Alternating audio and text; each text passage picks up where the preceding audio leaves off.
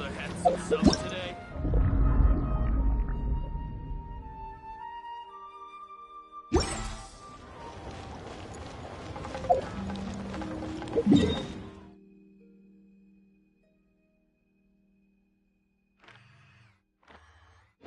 Our success.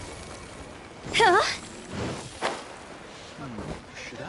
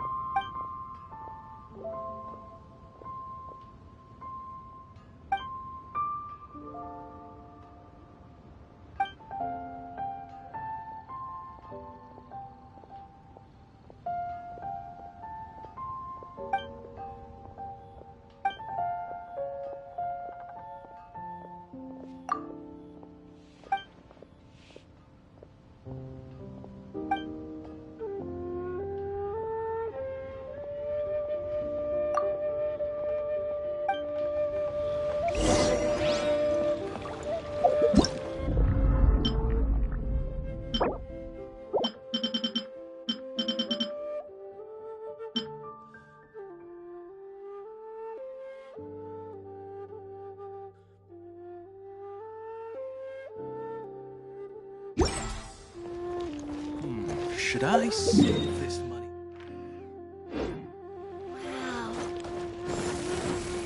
Ad Astra Abyssosk.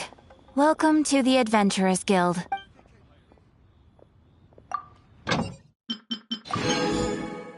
can last a round against me. Ad Astra...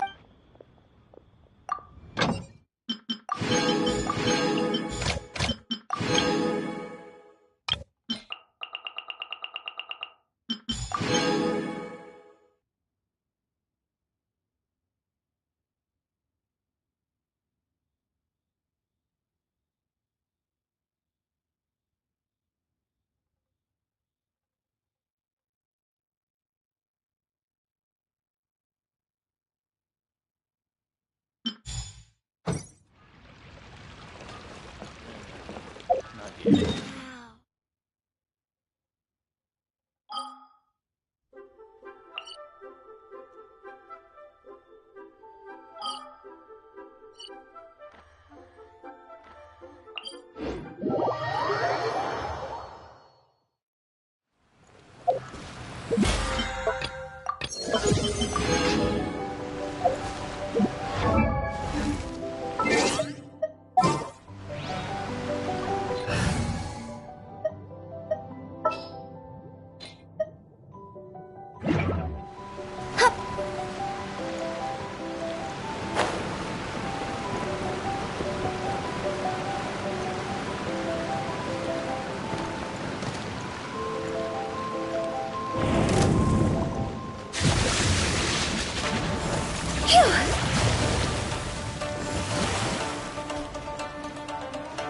Emerge! Right now. Is that all? Emerge! Let's play! Right here.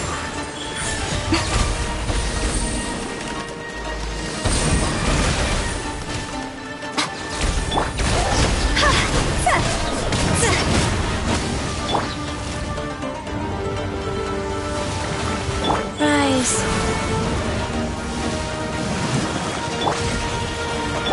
Right now. Emerge. Right now.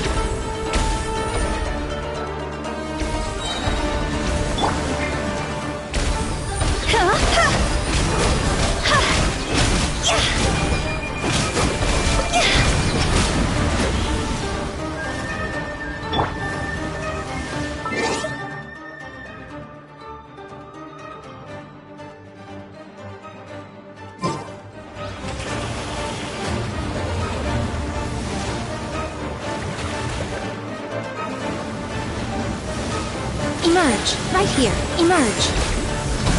Go.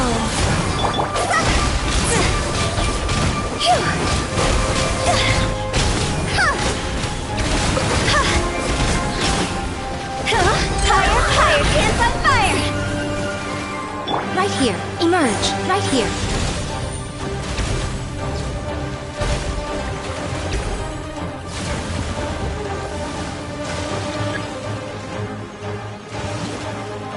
Time for takeoff. Right now, emerge.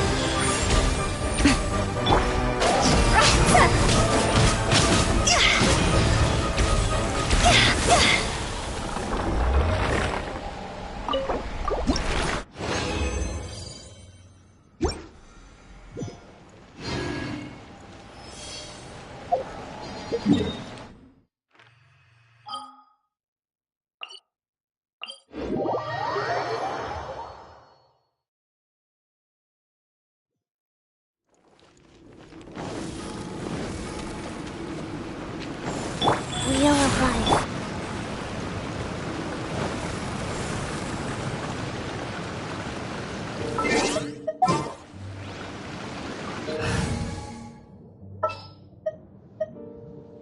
Ready for anything.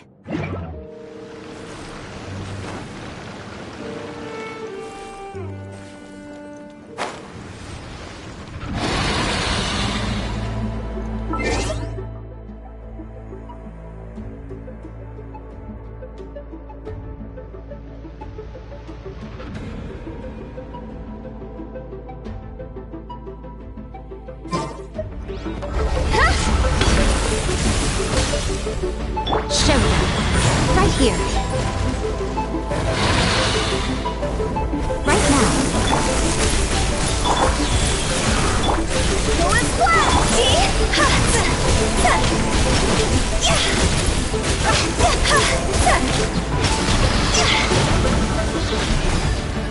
Emerge. Right here. Right now.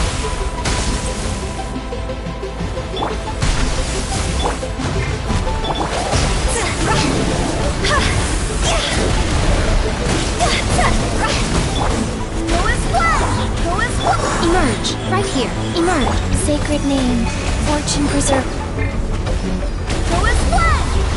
I swear by my sword.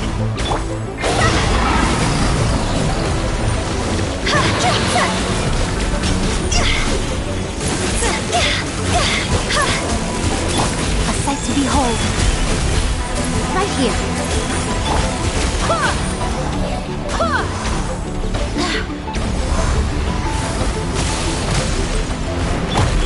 Emerge.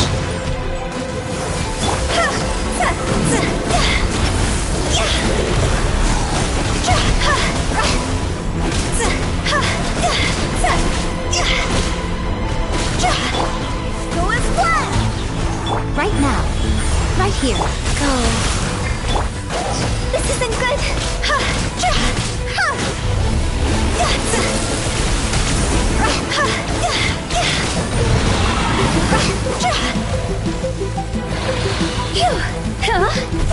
Right now. Emerge. Right now. Go as flat.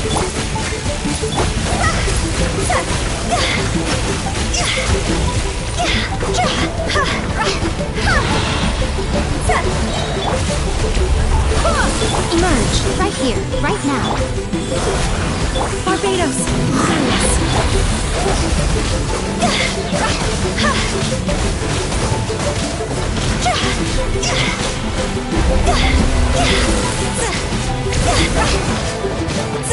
Time to go. Emerge. Right here.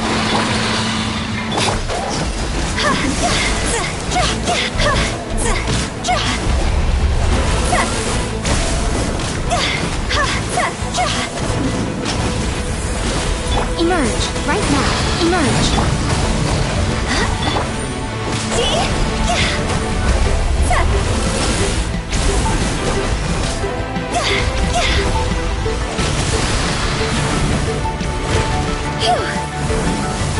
Orders given. Orders received. Life goes on right now. Emerge.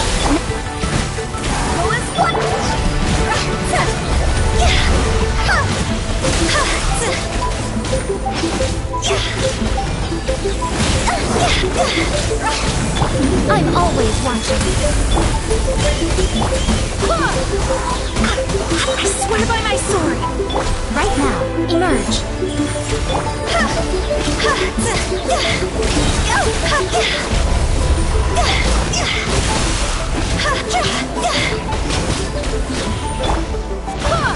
Right here, right now.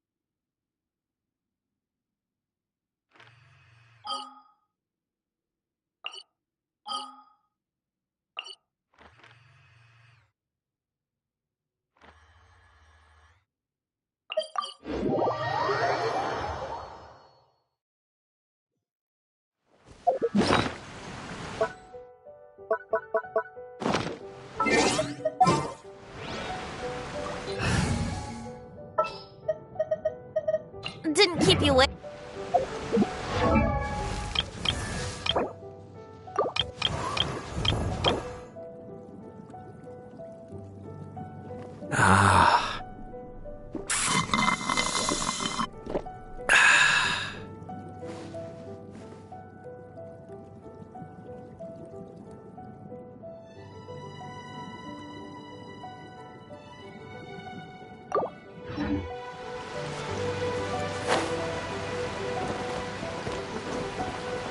With the wind.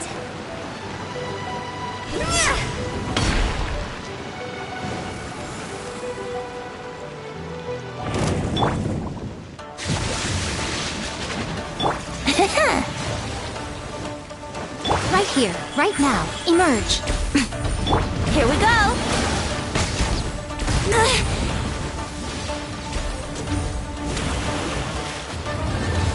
Right here, emerge.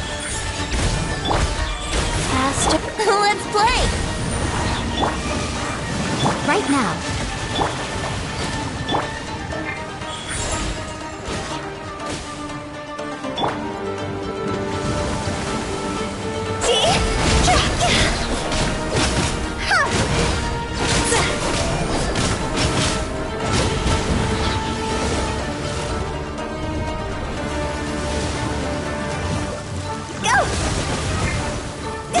Emerge, right now.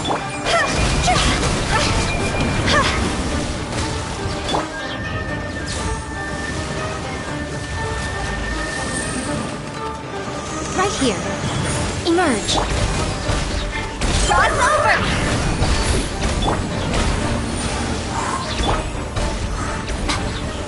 Right now. Right here.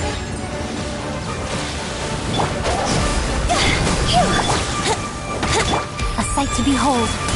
Emerge, right here. Is that all? Here we go.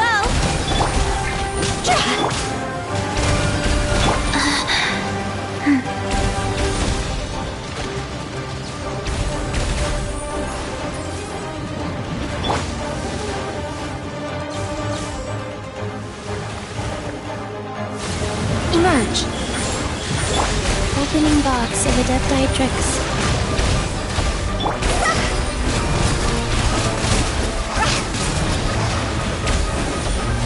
Quit it!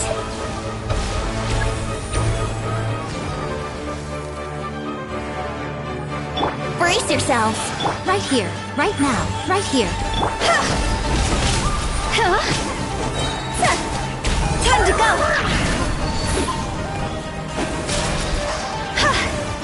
Yahoo!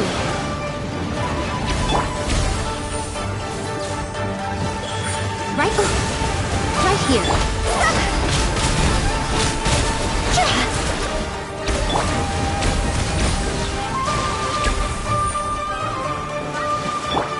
Emerge, right here, right now. Brace yourselves. Huh? Phew, that's...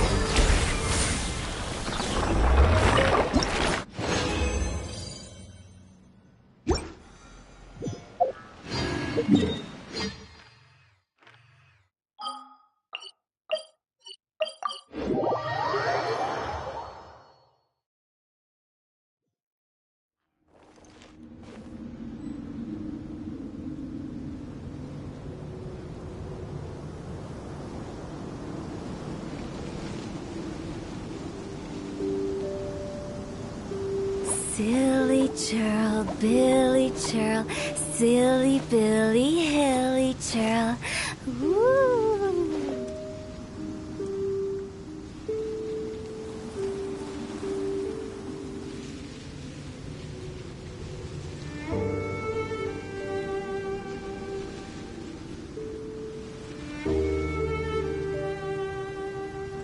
When the sun's out, bathe in sunlight. But when the moon's out, bathe in moonlight.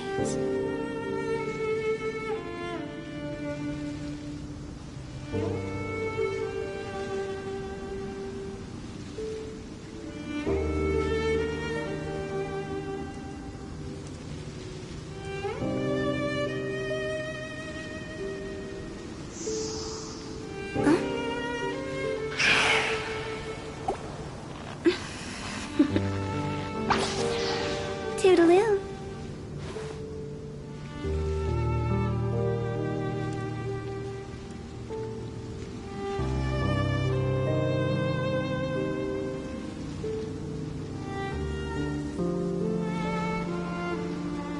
Wanna come over for tea?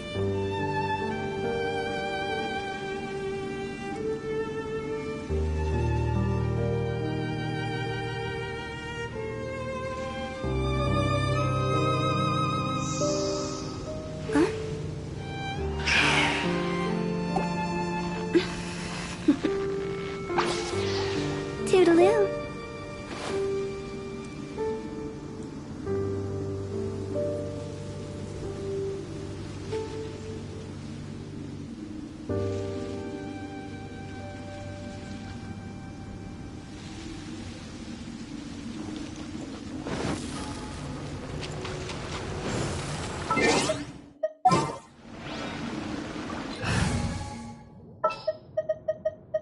Ready for anything.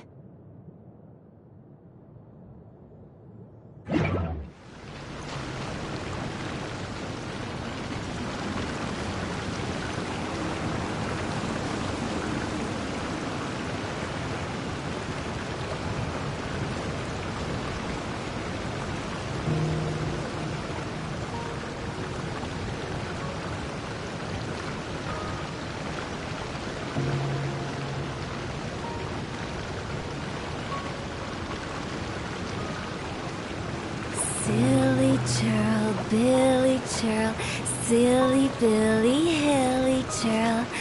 Ooh.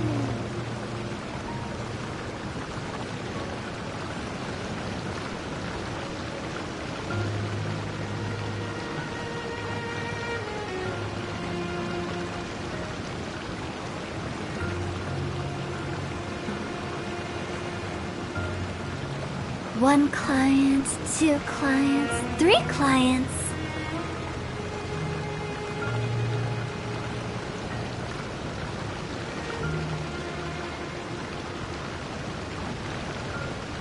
Silly churl, Billy churl, silly Billy, hilly churl. Ooh.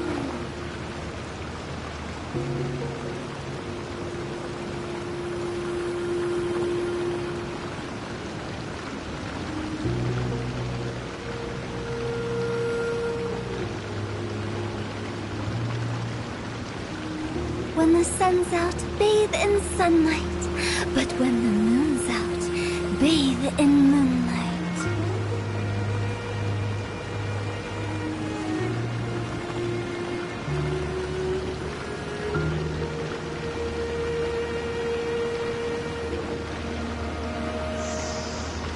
Huh?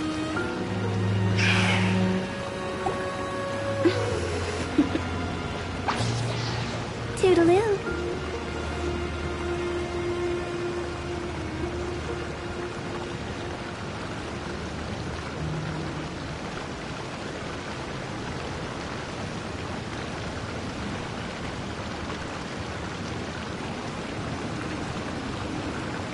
Silly churl, Billy churl, silly Billy, hilly churl. Woo!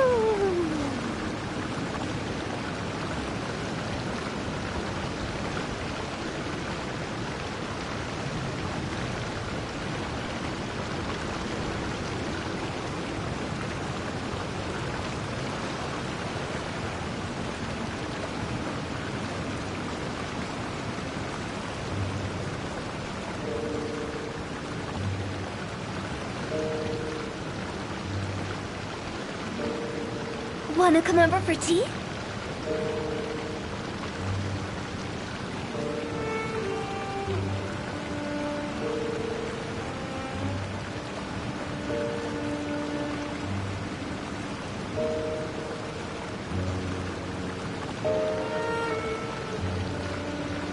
Silly churl, Billy churl, silly...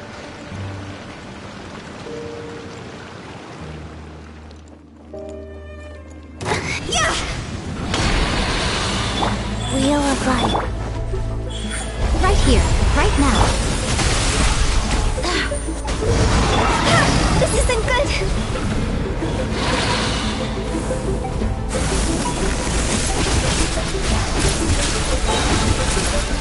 Higher, higher, hands on fire. Emerge, right now, right here.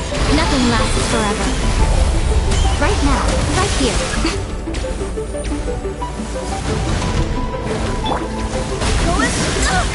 Go. See?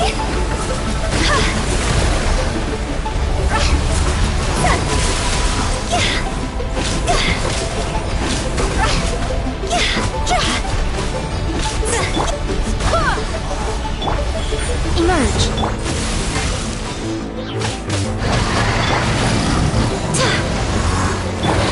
Right here. Emerge. Right now.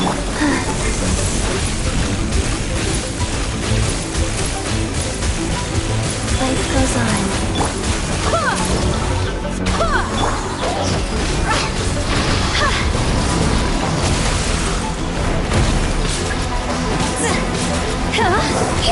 Right here. Emerge. Sacred name. Fortune preserve.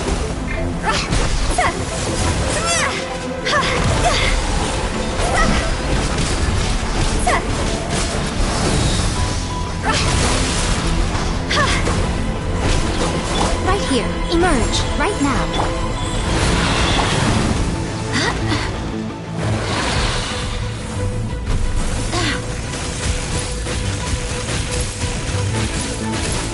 Emerge. Right now. Emerge. Go as planned! Go as planned! Wait. Hear me. Go!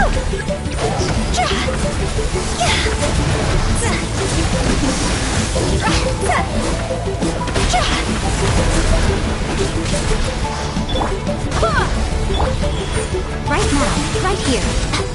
Wheel of life. See?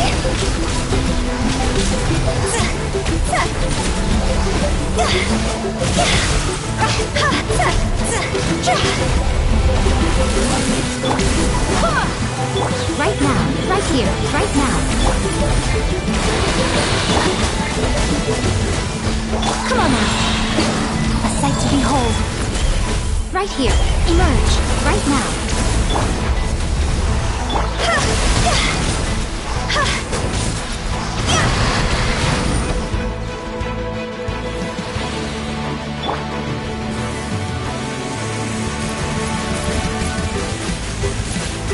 Right here, emerge, right now.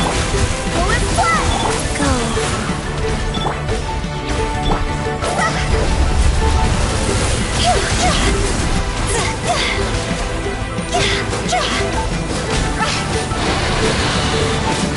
Right here, right now.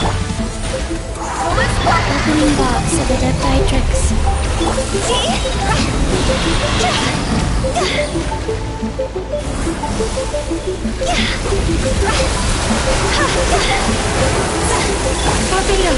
guide us. Life goes on. Come on out. Right here. Emerge.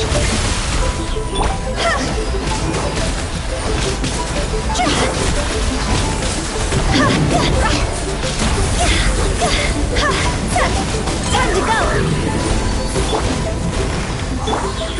Right now. Emerge.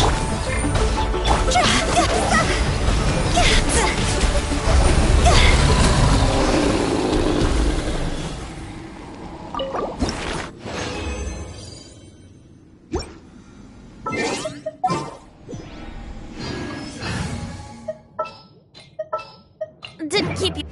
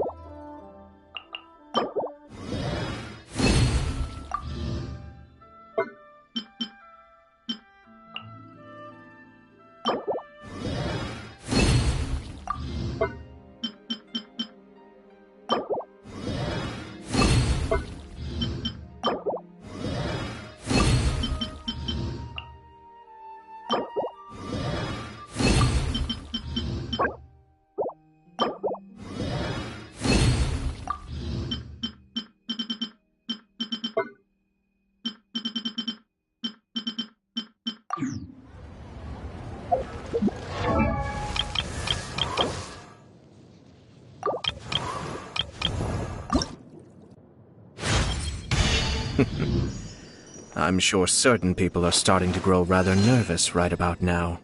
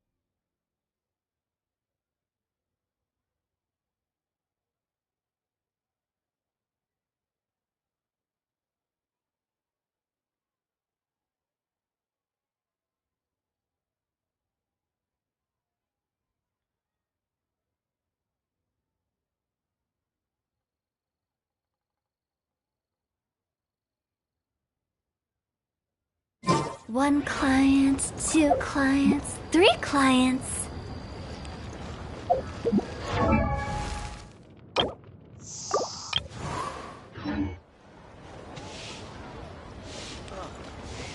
What should I try this time?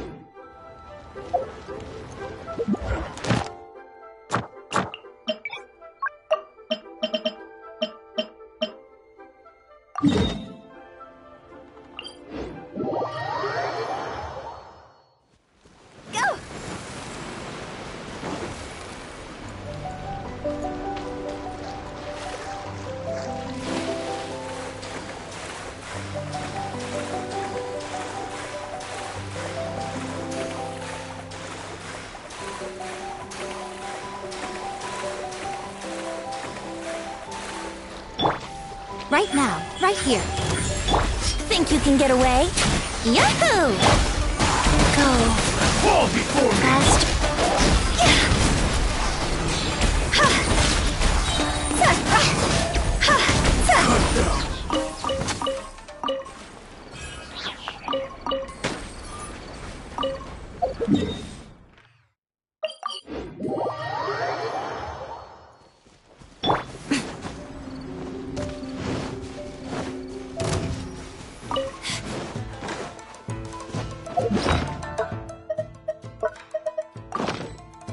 Let's Emerge. business. Right here. Here we go. Light blade! Time for takeoff. Phew.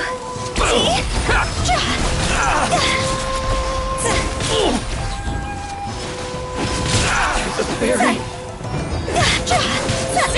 Higher, can't fight fire. Yahoo! Right now, emerge. finally, no.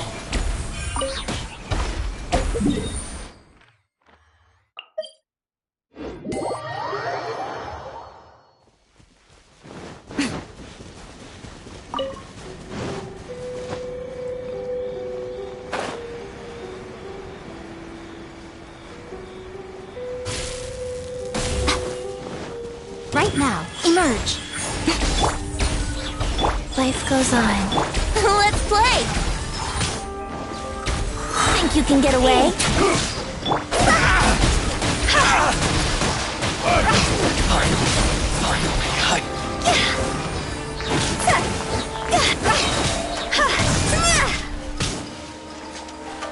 Brace yourselves! Right here. Emerge. This isn't good! You win this battle.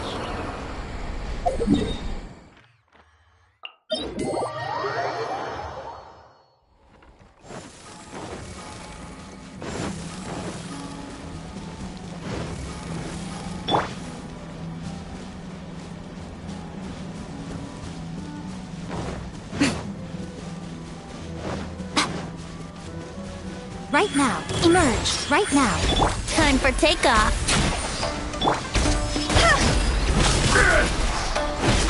It's over!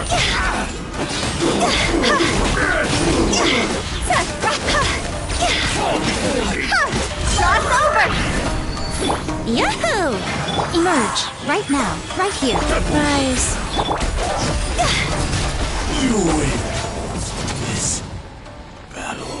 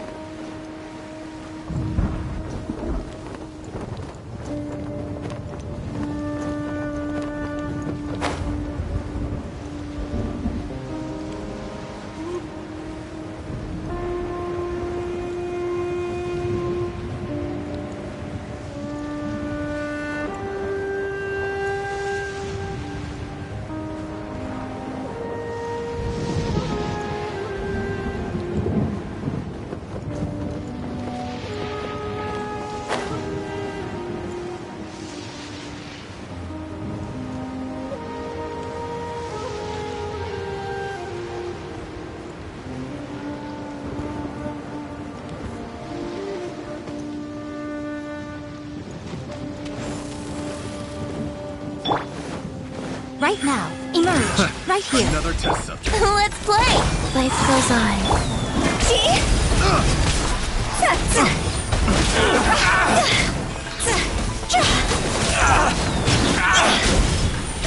Time to go! Going somewhere? Yahoo! Right. Come on out. Emerge. Finally,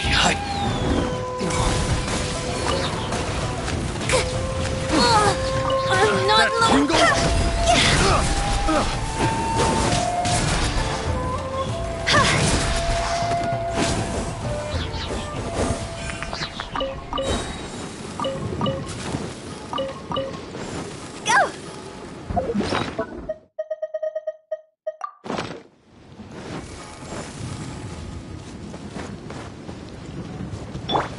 Right now, right here. Think you can get away?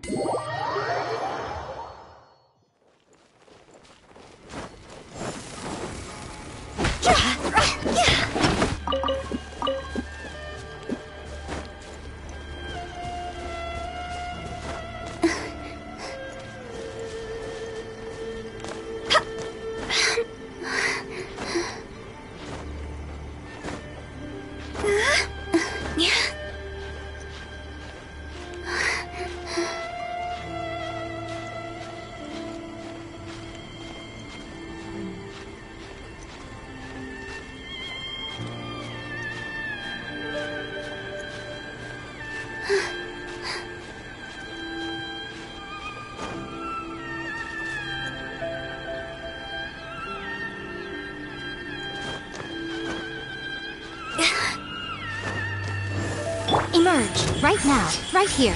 Let's play! Fall before me!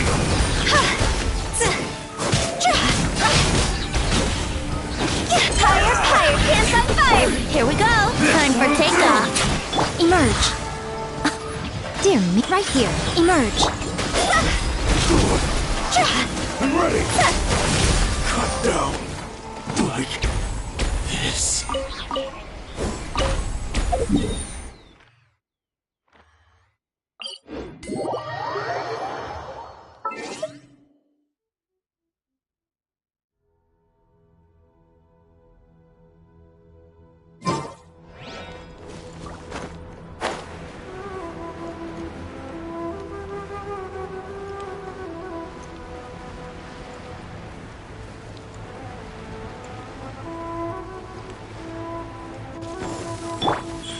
Right now. Emerge. Go.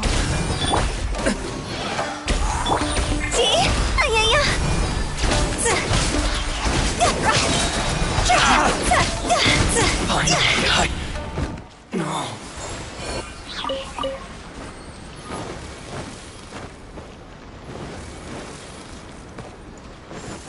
Right now. Emerge. Right now. Brace yourself. Sacred name. Fortune preserver. Think you can get away?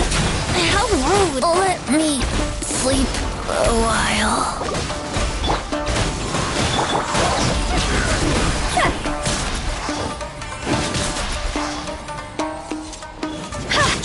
Time to go. This isn't over! Keep Emerge. Right here. Here we go. cut down! Like this.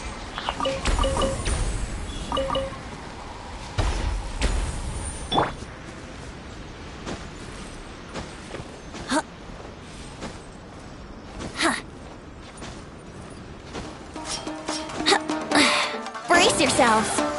Emerge. Right here. Time for takeoff. My day!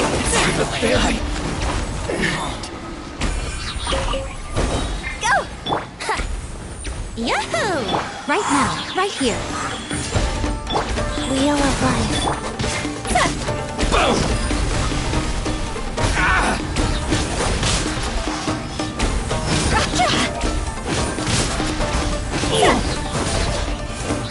Higher, higher, pants on fire! Let's play! Emerge. Right here. Emerge. Opening box of Adeptatrix. Yahoo! See? The fairy! Phew.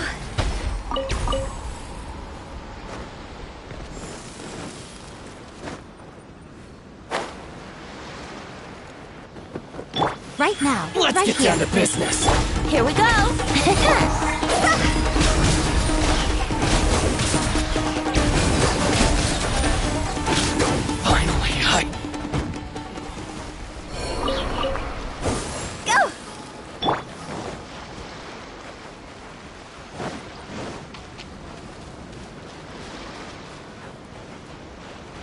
Right now. Right here. Life goes on. Yahoo!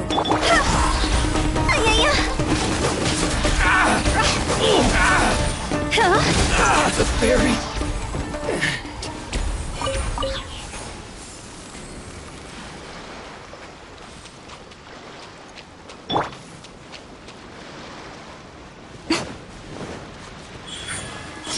Right now. Let's play!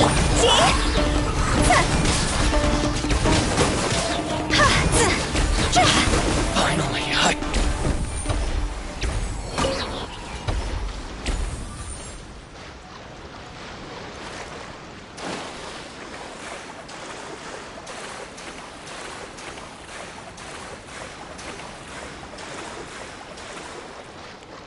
Yahoo! Right here.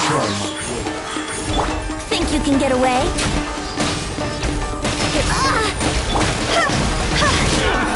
the fairy! To the fairy! Cut down! Like this.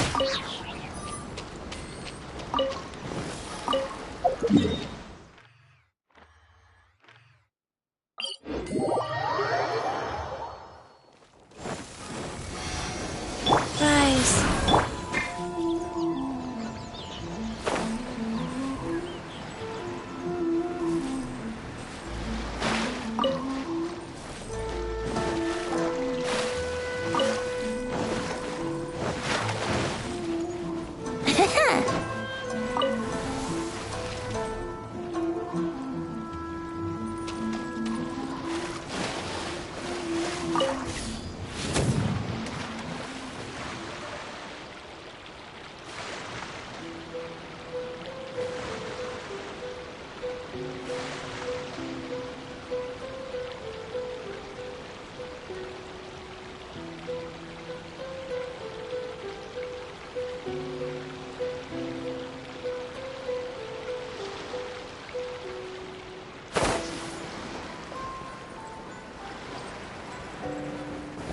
Right now. Right here. Right now. Yahoo!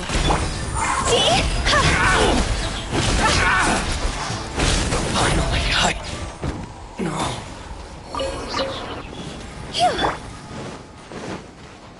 Emerge. Right Let's here. get down to right business. now. Here we go!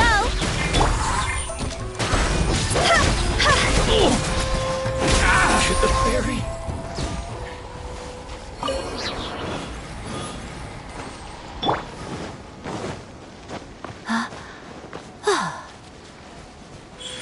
Right here. Emerge. Time for takeoff. Brace yourself. Orders given. Orders received.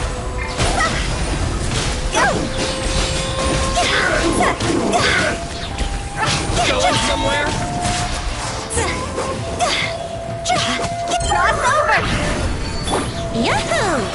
Right now. Right here. Right now.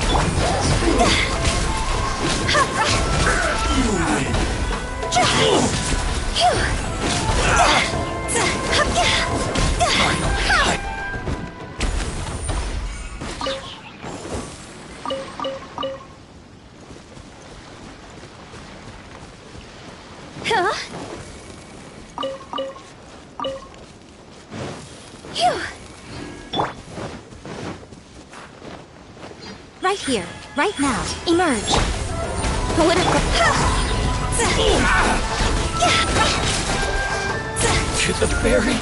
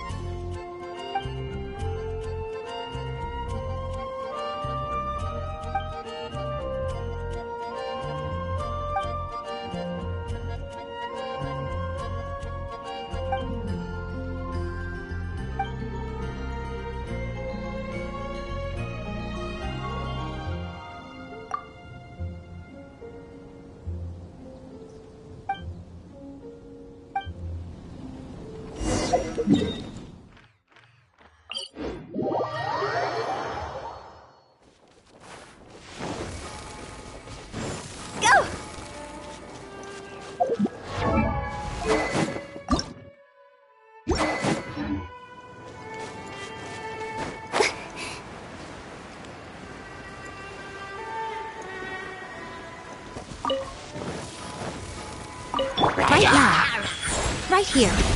Think you can get away? Let's play!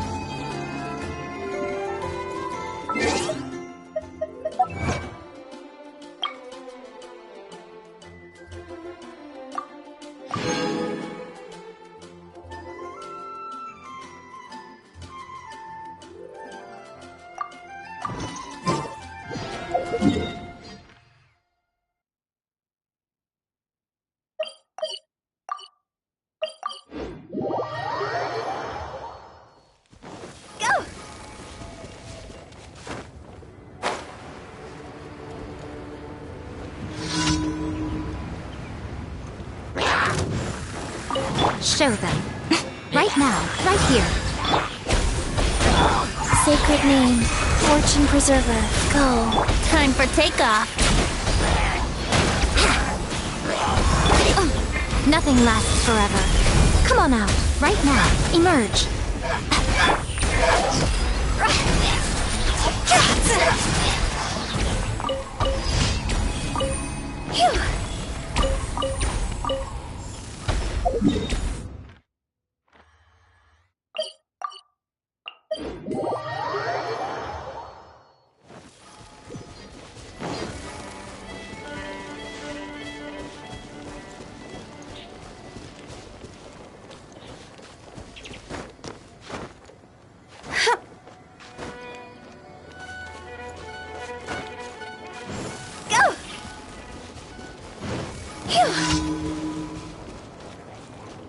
Right now. Yahoo! Wheel of life. Think you can get away?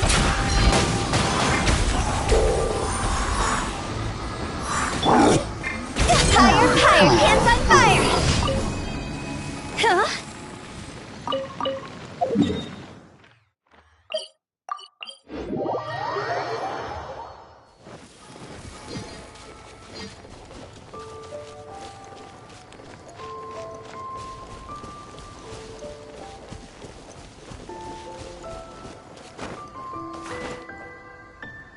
With the wind.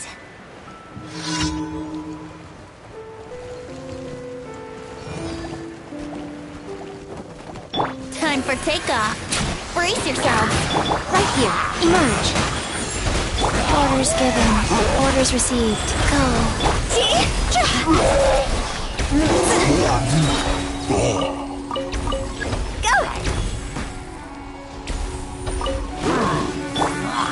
Right here. Right now. Here we go. Huh? Draw's over. Think you can get away? Brace yourselves. Emerge.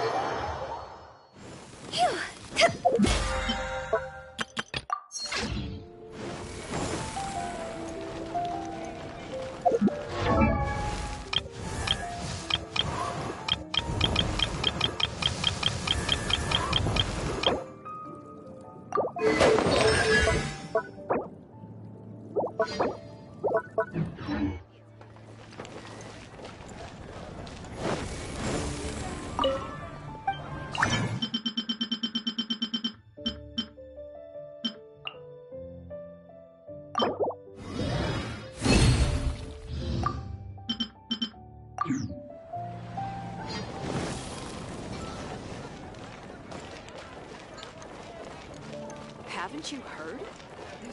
Ad Astra Abyssosk. Welcome to the Adventurers Guild. Thank you for completing today's commissions. Here is your reward.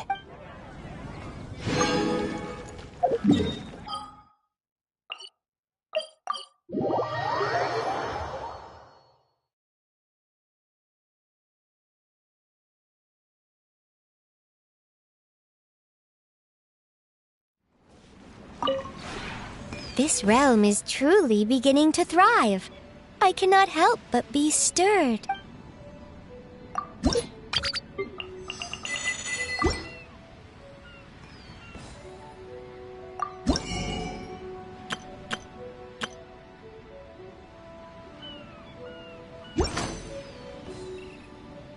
If you ever have any questions about the realm within, you may ask me.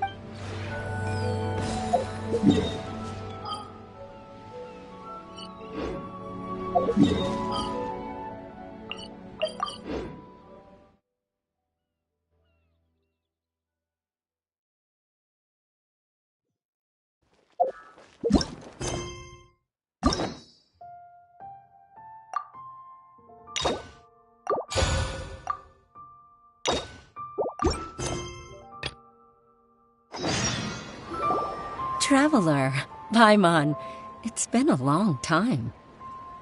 Oh, hey, Hoishin! Long time no see! Fancy meeting you here. How's work these days? Thanks to the help of people like you and colleagues like Ganyu, better all the time. But I've been feeling distracted at work lately. I just feel constantly agitated. It's a long story. But my father, he's thinking of stepping down from the Tianshu position due to health issues. Huh? What's wrong with Uncle Tian? Nothing specifically. He's not unwell. He says he's just increasingly low on energy these days. He's always said, old age comes for us all in the end. Still, I just can't help but feel a little emotional watching it happen to him. Anyway, my father's currently on the second floor of Yangsheng Tea House. Why don't you come pay him a visit with me? He seems very fond of you, too. I'm sure chatting with you will make him very happy. Sure, let's go.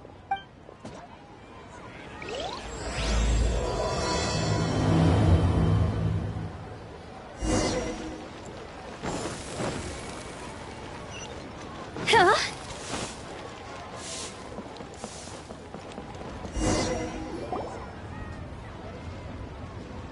Uncle Tian, we're here to chat with you.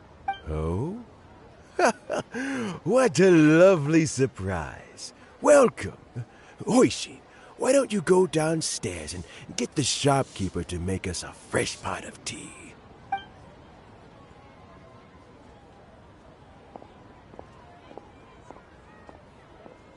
I heard that you've been traveling all over the place recently. I would very much like to hear your adventure stories. Hoishin told you, didn't she? Don't worry, I'm quite all right. It's just the years gradually catching up with me.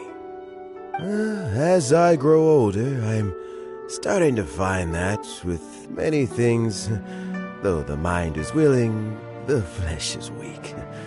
Especially recently, I've noticed a rather drastic drop in my energy levels. I am still very much in good standing as the Tianshu today. Nevertheless, I wish to pass on the position before my mental acuity begins to decline beyond redemption. How difficult is it to transfer the Tianshu position? Oh, well, you see, the Tianshu is a rather unique position among the Liyue Qixing. Historically speaking, the Tianshu rarely appears in public. We stay behind the scenes, planning and giving advice, so a public selection process would not be suitable.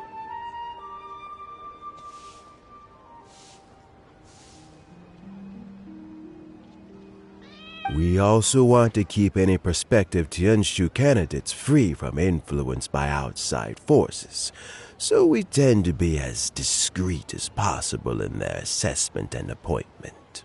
For these reasons, the incumbent Tianshu typically recommends their candidate of choice, and this is then approved by the other Qixing members. So in other words, you pick someone, and then Lady Keqing, Lady Ningguang, and the other Qixing appoint them? Correct. Unfortunately, due to my health, I won't be able to assess every candidate myself.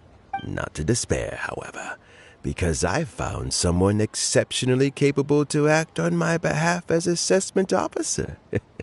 In fact, I believe you recently became acquainted with her yourself. Oh? Who is it? I'm heartbroken. I thought it might take you a little longer than this to forget all about me.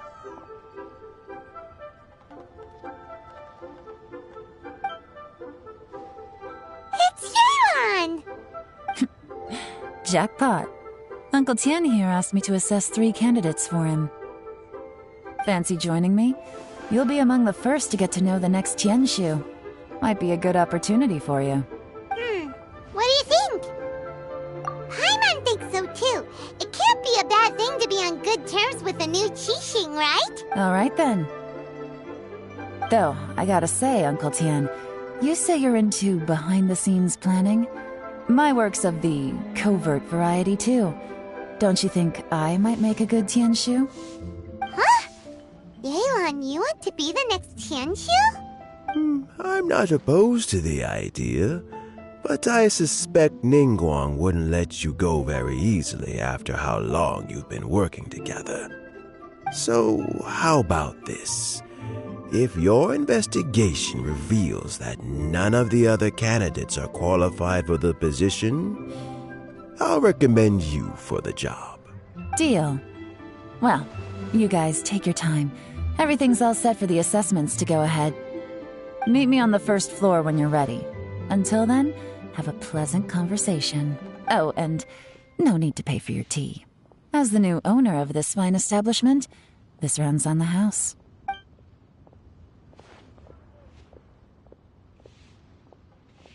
You're all set?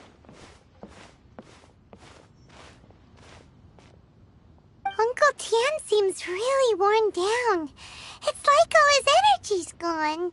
Yeah, it may sound harsh, but Uncle Tian is past his prime. He's not cut out for this anymore.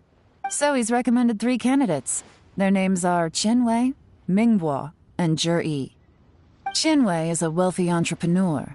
Mingbo works at the Liyue Ministry of Civil Affairs, and Zhi is focused on study and travel.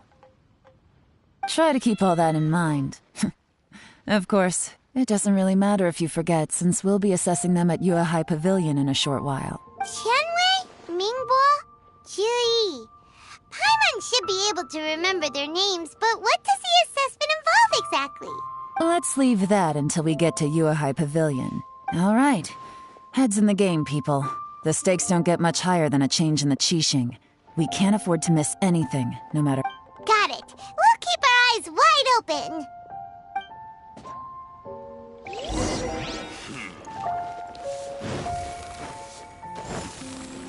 Phew.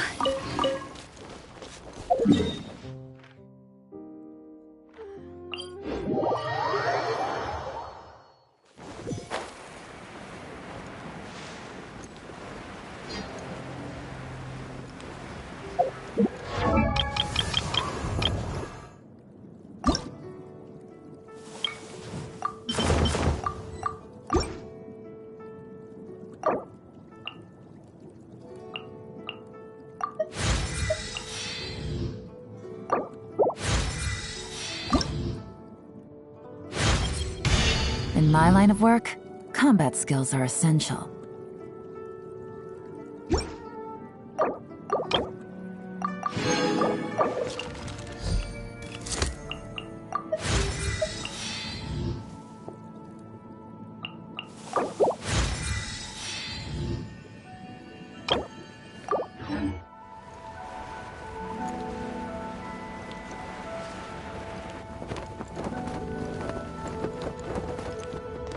remember.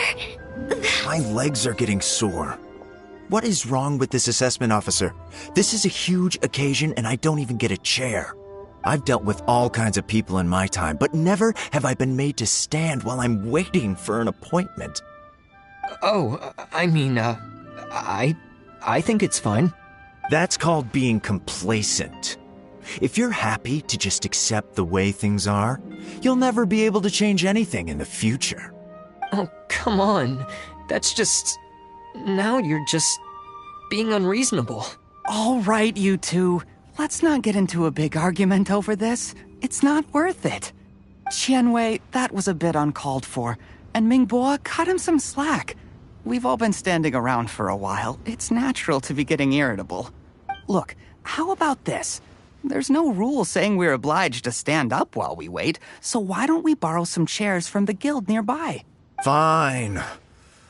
They're not the best quality chairs, to be sure. But under the circumstances, it would be better than nothing. It looks like all 3 candidates have arrived. We'll meet them formally soon. Before that, let me run you through the assessment process. I've split it into 2 stages: current affairs and planning, and face-to-face interview. In the first stage, candidates are required to submit a manifesto for Liyue's development. In the second stage, we will ask them some questions in person. Writing a manifesto takes time, so I informed them of this requirement in advance. These are the reports they submitted. Wow, one of them is really thick. It's also worth mentioning a stipulation I gave them. Whoever is appointed as the new Tianshu will be expected to implement their plan as put forward in their manifesto. Failing the occurrence of some cataclysmic event, they will not be permitted to change their plan. Therefore, these 3 piles of documents in front of us represent where each candidate stands on key policy issues. There's still some time. Have a skim through, get a first impression of what each person's proposing. I'll be waiting off to the side. Just let me know when you're done.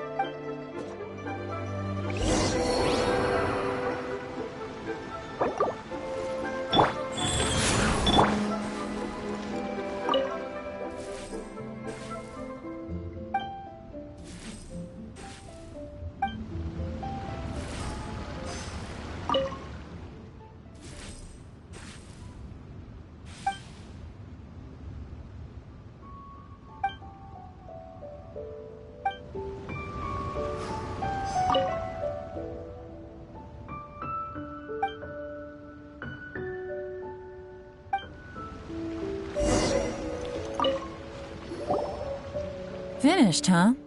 What did you think? Everyone took it very seriously. Of course they did. They have the chance to be picked as the new Tianshu, so you can bet they're putting their best foot forward. And keep in mind, whoever gets in has to execute their plan as written. Nobody wants to have any regrets. That's for me to know and you to find out. We can talk more after the interviews. We'll see the candidates now. Let's do one at a time. Start with Chenwei. Yes, ma'am. Oh? So you 2 are the assessment officers, are you?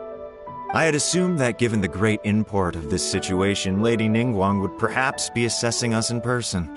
I certainly hadn't imagined I'd be seeing 2 entirely unfamiliar faces.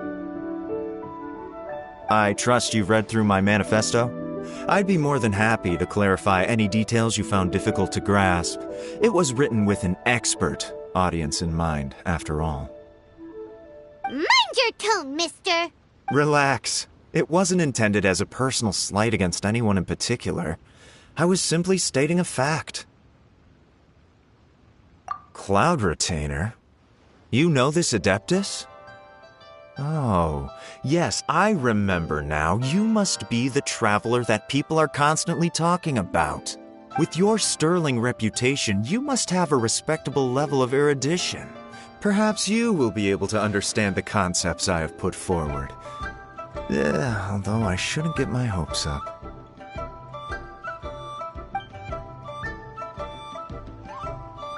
Oh, is it my turn? Yes. Please introduce yourself. I'm, Mingbo. I work in the Ministry of Civil Affairs. I've worked there for, 9 years, 5 months, and 3 days.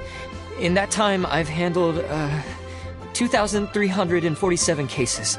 I have 12 active cases at the moment. They should be concluded in, 16 days? My current work is related to urban planning, and I'm also responsible for, auditing the accounts. To be more precise, there are 3 parts to the accounts, namely... Is it just Paimon, or is he not very good at public speaking? You know what? Let's leave the self-introduction there and move on to some questions. Oh, okay. Sorry.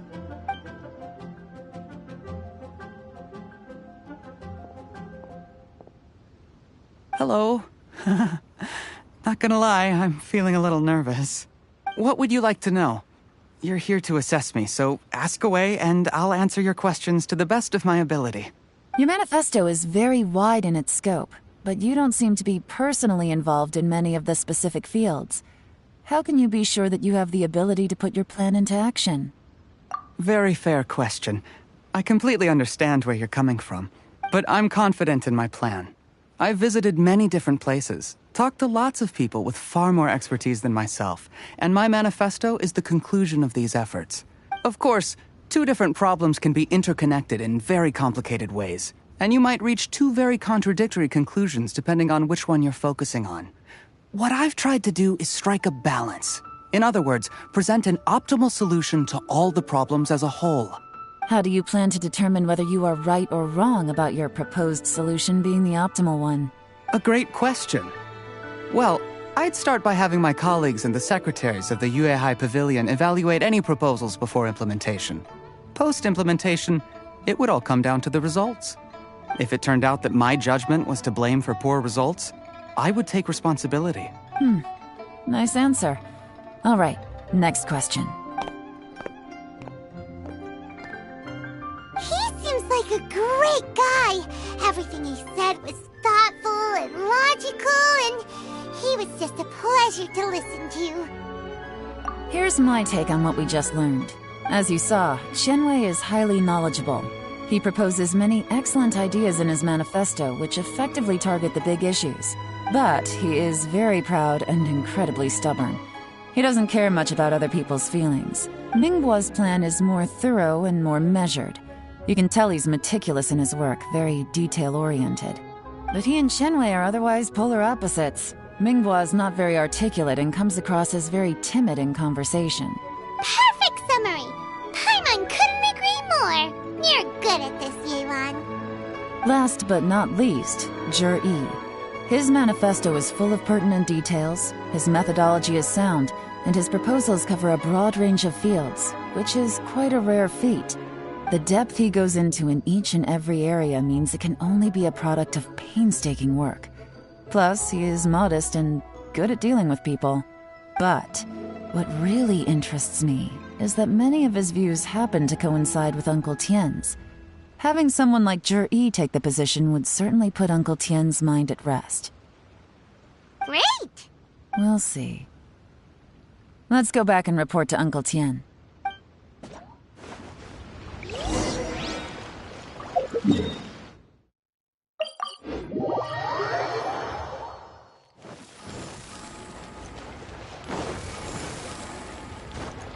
Go!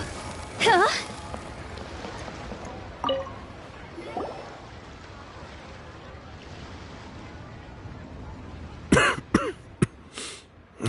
I see.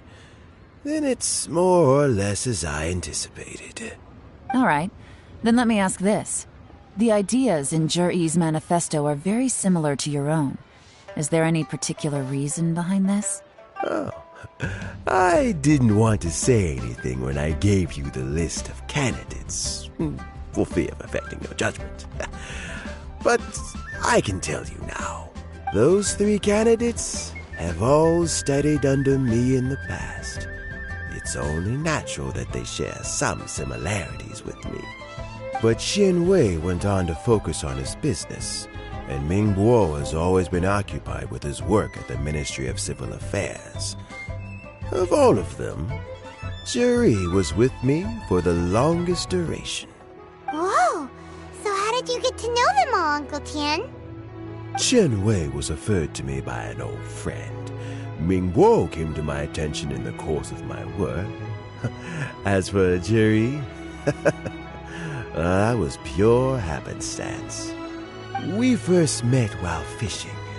Gradually, as we got to know each other, we started discussing all sorts of topics. Jerry came from a poor family, and his parents died when he was very young. But he was a gifted student and a fast learner.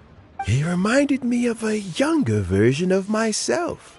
So I started out giving him a few words of advice when we were out fishing and noticed how quickly he got on. Quite. And now, all of a sudden, he's grown into a mature young man. It's a joy to see, but it also gets one thinking. The young are growing up, and I am growing old. How time flies. No one can escape the cycle of life. I don't know, Uncle Tian. You still seem in pretty good shape to me. You might have another few years of work left in you, don't you think? Oh, you.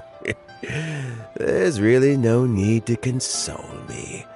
Having less energy than I used to isn't such a bad thing. It just means I finally have a good reason to retire and spend my days doing what old men like me should be doing. Going fishing whenever I feel like it. Sounds like you sure love fishing, Uncle Tian. Ooh, there's nothing quite like fishing to pass the time. Ooh, and freshly caught fish, they make the most beautiful fish soup with barely any preparation required. Fresh fish soup.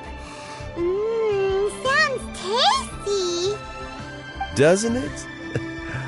Also, some time ago, Jerry purchased a very special recipe from an old fisherman. When we've been fishing recently, Jerry always brings some extra ingredients he prepared in advance.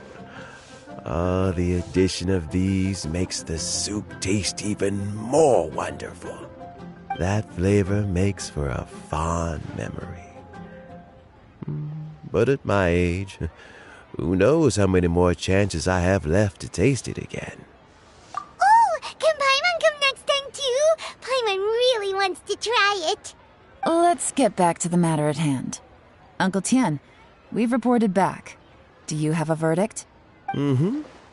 I appointed you as the assessment officer, and I trust your judgment. Had you not asked me why Jerry's ideas were so similar to mine, I was not going to mention my history with any of them. This decision must be guided by what is fair and right.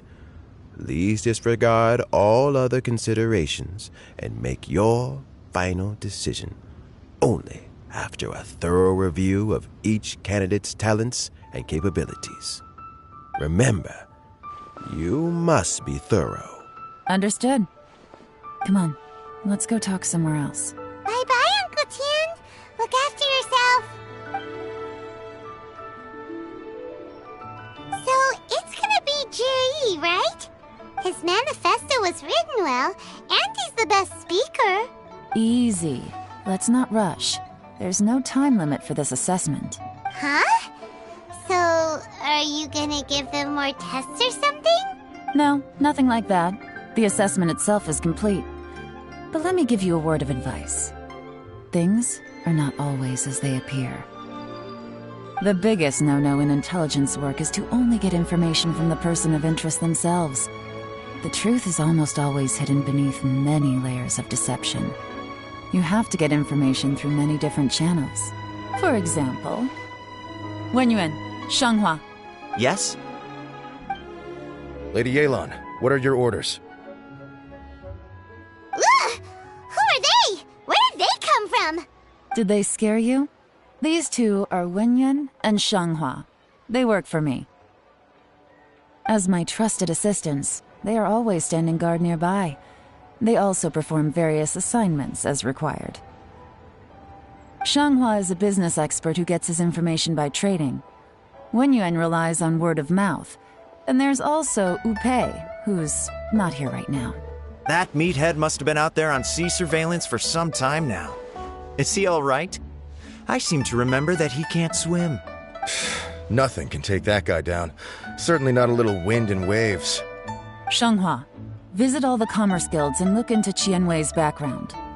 Wenyuan, go to the Ministry of Civil Affairs and look through Mingbo's work files. Yes, ma'am. So what about Juri?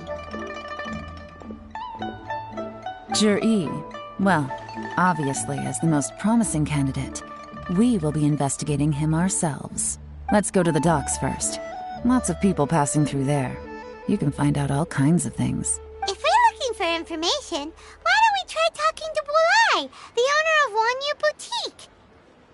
He does business at the North Wharf. Maybe he has some news for us. That's actually not a bad idea.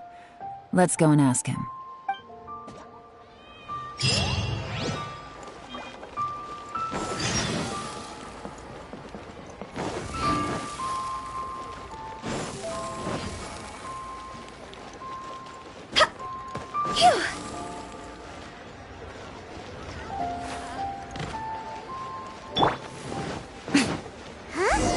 What's Bulai doing here today? Look, your asking price for this batch is just too high. I can't buy in at this price. How am I supposed to turn a profit? Come on, hear me out. I'm telling you, this is the single best batch of Sunsetias ever. You won't find anyone who disputes that. I accidentally dropped one into a well, and even the water turned sweet. Even so... All right. I'll let you in on a little secret. The boss of Second Life also wants to buy from me, but I haven't responded yet. If you won't take him, I'll just have to partner with them instead. And neither of us wants that. Okay, well, when you put it that way, I'll accept your asking price. I'll take all your stock. Don't sell a single one to Second Life.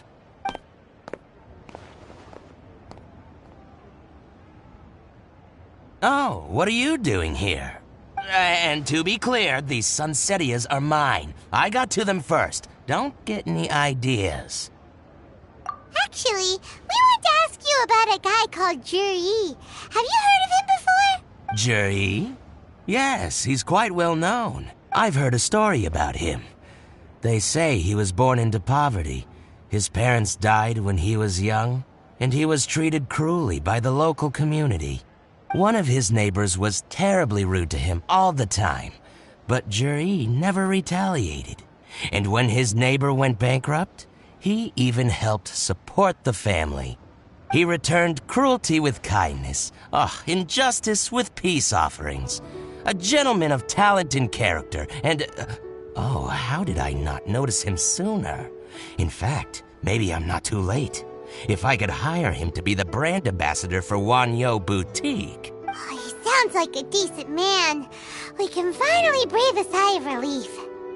Why are you asking about him anyway? You aren't looking for a brand ambassador too, are you? Well then, in that case, the higher bidder takes the... That's Juri right over there. Why don't we go and talk to him? Where? It's him, all right. Looks like he's chatting with Linlong. Come on, let's follow them and listen in. Try not to let him see you. We want this information to be as truthful as possible. I'll just go and fetch an employment contract. And hey, don't try and cut me out of this. Hey! I understand. Let's walk and talk.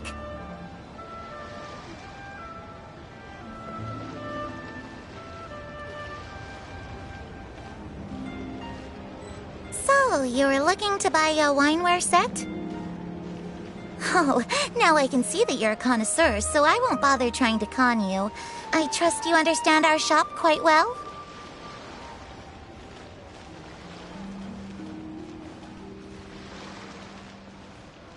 The truth is, an old friend of mine, who likes to have a drink now and then, he fancies himself as a man of culture, but doesn't care for needless extravagance.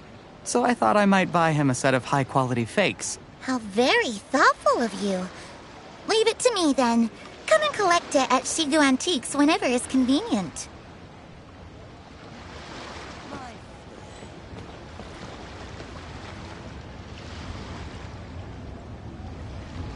Thank you very much, Miss Linlong. It's my pleasure, Mr. Juri. These days, it's quite rare for someone of your standing to still keep up with their old friends. It's nice to see. I'll be sure to pick out a good set for you. You can count on me.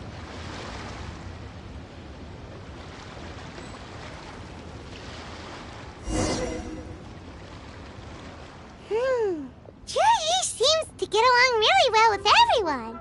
Are you satisfied now, Yuan? Seems like everyone thinks Juri's a great guy. We shouldn't jump to conclusions just yet. Let's go check out the wharf where he usually goes fishing. Do we have to? Wait, you're not just trying to dig up some dirt on Juri because you want to be Tianshu yourself, are you? Maybe I am. Maybe I'm not. But hey, if I do become Tianshu, I'll look out for you guys. You'll be able to try all the finest food for free. How does that sound? We will? Well, come on! Off to the South Wharf we go! Why'd they have to give me that transfer?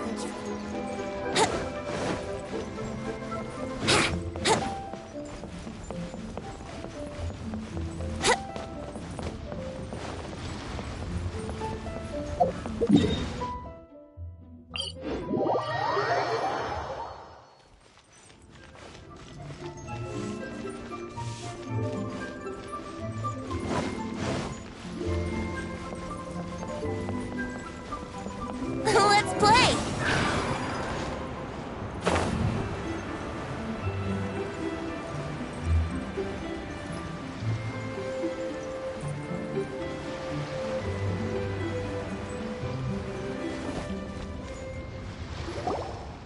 The wharf is as busy as ever.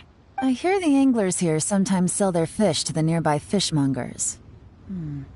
Let's see what Uncle Soon has to say.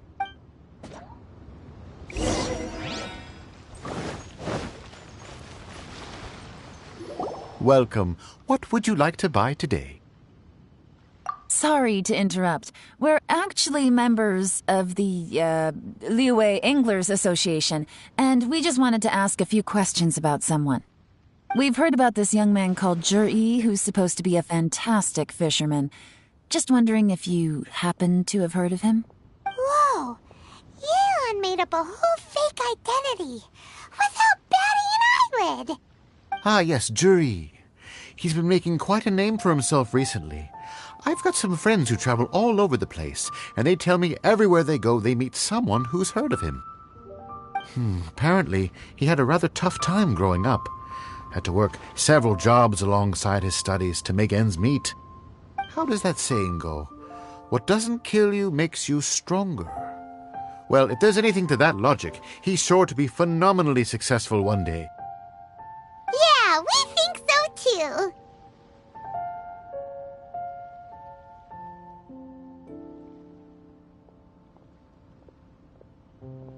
But I'm afraid your Anglers Association might be in for a disappointment. Oh? Why's that? He's good at a lot of things, but fishing isn't one of them. He fishes at the wharf and sells what he catches to me on occasion. His catches are always mediocre. Not terrible, but equally nothing to write home about. If you're looking to recruit some new members, though, I do know a few top anglers I could put you in touch with. That sounds fantastic. I've got a couple of other things to attend to right now, though, so why don't I come back some other time and we can chat over a drink? Sure thing. See you. Everywhere they go, they meet someone who's heard of him. Come on, let's keep asking around.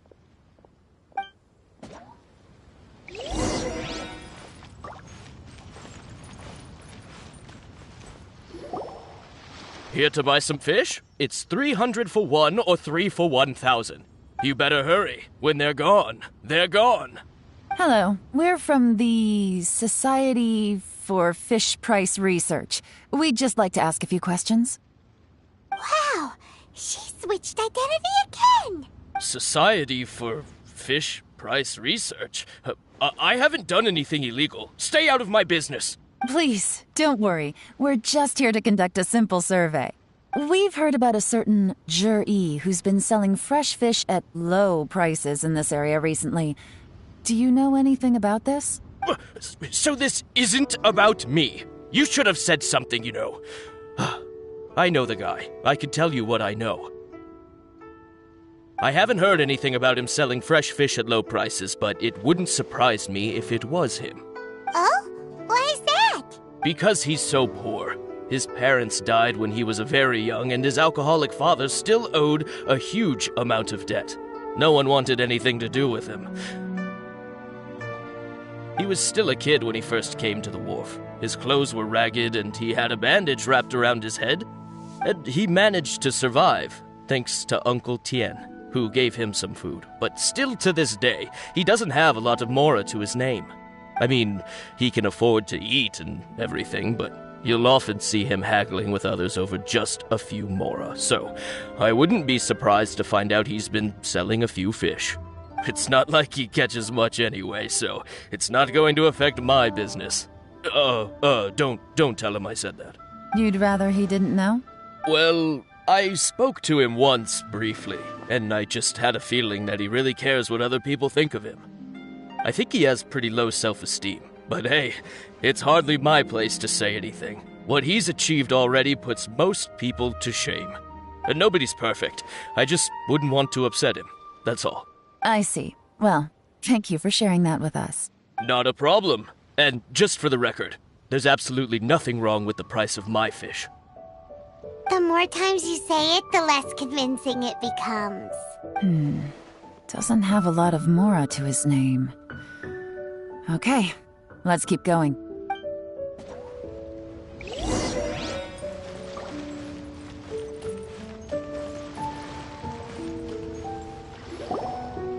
Hey, it's you guys!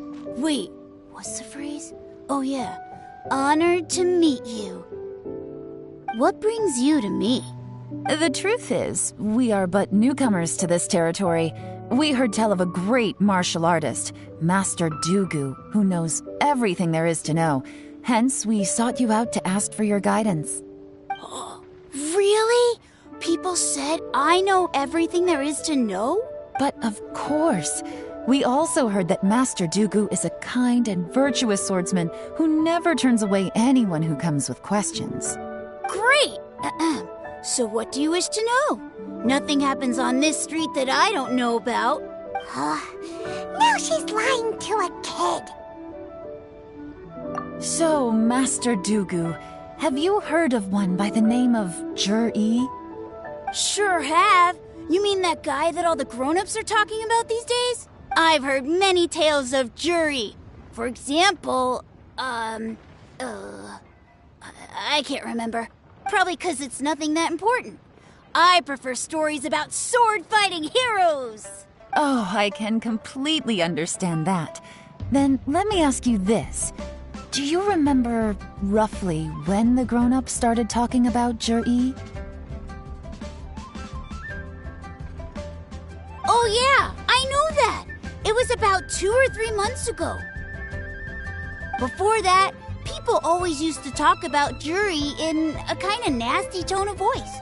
But 2 or 3 months ago, suddenly everyone started to like him. Sometimes he gives me candies, so I'm glad that people are starting to like him now. Just as I thought. Huh? What do you mean? I mean, just as I thought, Master Dugu is indeed as kind and virtuous as the legends claim. I'm not that great. Oh yeah, one other thing. These days, there's a lot of people I've never seen before talking about Jur-E stories in the street. They seem like nice people. Oh, definitely. Great! So next time I see them, I'll say hi. And I guess I can share some of my candies with them too. Certainly. You can also tell my friend in Yenshang Tea House about what they're up to. I'm sure my friend would also like to say hi to them. Thank you, ma'am. You're welcome. Well then, Fare thee well, Master Dugu. Until we meet again. Any of that sound strange to you? Strange? What was strange about it? Jiri seems to have a great reputation. Uncle Soon and Uncle Gao spoke highly of him, and Dugu Shuo seems to like him too. True. But the issue is, where did his sudden celebrity come from? It almost seems too good to be true. Sudden? Too good to be true? What do you mean? So he returns cruelty with kindness, and had to work to support his studies. These are the kinds of things that make someone well known in their hometown. But Uncle Soon said even his friends who travel far and wide hear about him wherever they go. That's a little over the top, if you ask me. Do you remember what Dugu Shuo said about Juri's stories? Clearly they left him with a good impression of the guy. But beyond that, he wasn't interested in the details. That's the reaction I would expect from any normal person. Plus, there's the fact that all this praise of Juri has only been happening within the last 2 or 3 months. His childhood, his studies, the thing with his neighbor. None of these are recent events. So why are these stories only going around now? When you put it like that, it is kinda strange. Of course, if that's all there was to it, I wouldn't look into it any further. Juri was born into a poor family. Paying people to get his stories out there is within the rules of the game as far as I'm concerned. The problem is, do you remember what Uncle Gao said about him? He's stayed poor his whole life. Everything he's earned he's either spent on studying, traveling, or paying off debts. I don't think he has the mora to pay for a publicity campaign. Right, and that changes everything. It can mean a powerful faction is trying to gain influence over the Liu at Xixing. That's the worst-case scenario. But all too often, the most pessimistic speculation turns out to be closest to the truth. Someone's trying to gain influence over the Qixing? That sounds serious. What should we do? Even if we asked Jiri about it, surely there's no way he'd admit it. First, we need to find out who's supporting him. Don't worry, I've got a plan. Remember the current affairs and planning stage of the assessment? Since the successful candidate is duty-bound to implement their plan after taking office, their manifesto tells us their stance on key issues. Whoever is secretly helping Jur-E must be seeking to benefit from his actions after his appointment.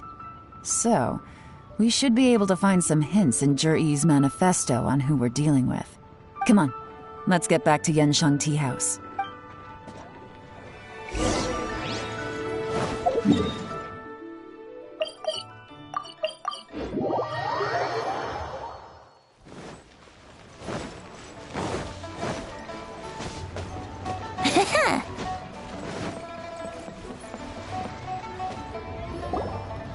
Jur-E's manifesto covers a huge range of topics. Looking for details that don't add up will be like trying to find a needle in a haystack. I'll divide the reports into 2 piles. You take one, I'll take the other. When we're finished, we'll put our heads together.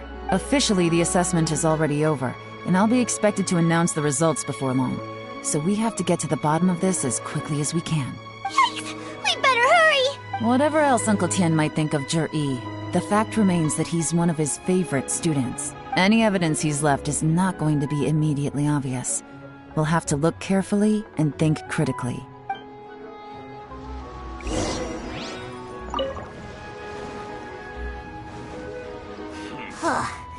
Even though Yelan took half, this is still a lot to get through. Well, we gotta start somewhere.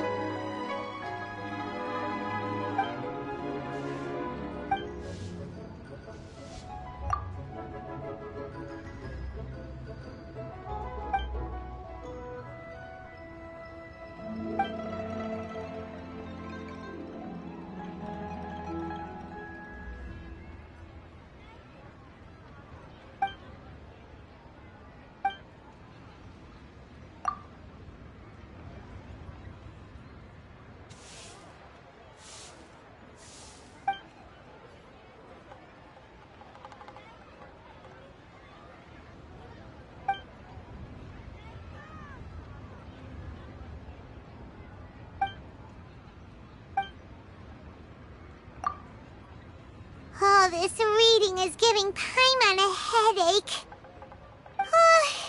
Let's take a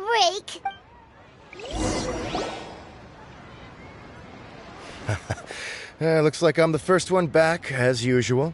Oh, hey! It's one of Yeon's little helpers, Shanghua! If you're back, that means you finished investigating Tianwei, right? You betcha. I visited all the commerce guilds and gathered a wealth of information. Every time they asked me to leave, but I always had another trick up my sleeve. Don't drag this out. Just tell us your findings. Yes, Lady Yelan. To summarize my findings, most people who've had interactions with Tianwei will start out complaining about how proud and arrogant he is, but then go on to give a generally positive appraisal of him. The young master of the Feiyun Commerce Guild said that Tianwei appears arrogant, but he's very scrupulous in the way he works. Once he signs a contract with somebody, he treats them fairly regardless of their background. Who'd have thought? Is it possible that his reputation is fake? Is there any way you can check the accounts of the businesses under his name? In theory, that should be very difficult. But here's the thing. I asked around and found out that almost all of Tianwei's accounts are open to the public. Where he buys from and sells to should be confidential business information, but he doesn't seem interested in protecting it at all. Tianwei often sees business opportunities that others don't, but once he's made enough mora off of it, it's like he gets sick of it and releases all of his trade secrets. It's like he wants people to know that they still can't beat him, even if he shares all of his secrets. The fact that someone like that can still make mora is pretty infuriating when you think about it. What a strange guy.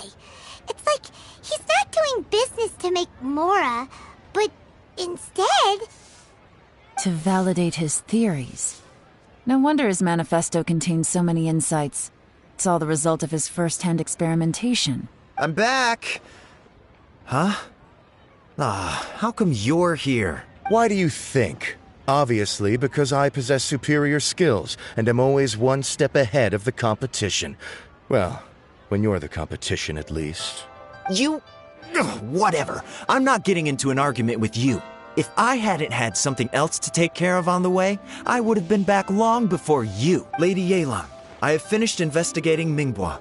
Well, we're all ears. The Ministry of Civil Affairs says that Mingbua struggles to get his words out when he gets nervous, especially when he's chatting with strangers. But after a few days of getting to know him, you can pretty much have a normal conversation with him. On the whole, the feedback from the Ministry of Civil Affairs was very positive. He always considers the things that everyone else overlooks. In your opinion, was the Ministry of Civil Affairs' appraisal of Mingbua at all exaggerated? I don't believe so. Mingbua is someone who has slowly but surely earned the reputation he has today. According to Miss Yu, the Ministry often gets Mingbua to take a final look at projects before they're implemented. People feel much more confident in something if it has his stamp of approval. Oh, and also, there was once someone in the Ministry who was lying and cheating to try to advance their career. Mingbua gave them the scolding of a lifetime. Apparently, he can be terrifying when he loses his temper. I haven't seen it for myself, though. Whoa, that's hard to imagine. Like I said before, things are not always as they appear. Ah, so that's what you meant by that. Paimon's starting to get it now. Thank you both. You're free to go now. So, have you finished reading the manifesto? We still have a bit left.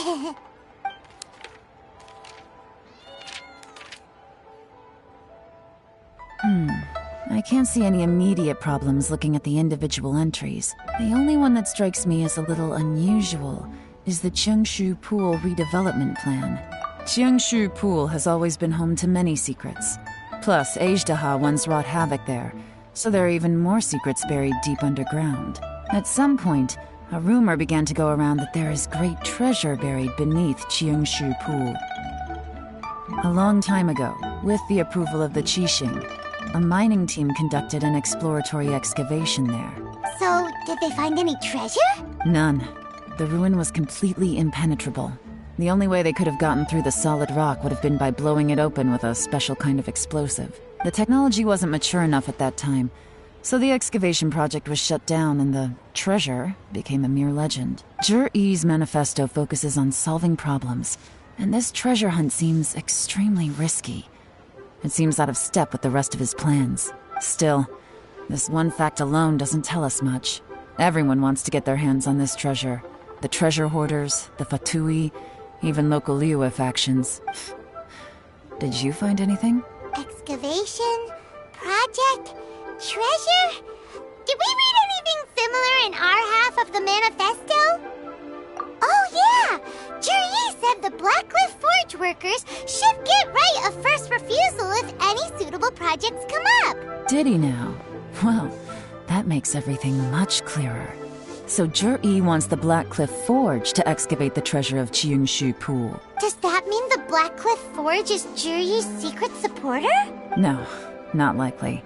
I've looked into the Blackcliff Forge before. They aren't involved with any powerful factions at present. They do possess some specialized explosives, but it would seem more trouble than it's worth to put so many resources into a risky project like this. Still, since the clues are pointing toward the Blackcliff Forge, we should see where they lead.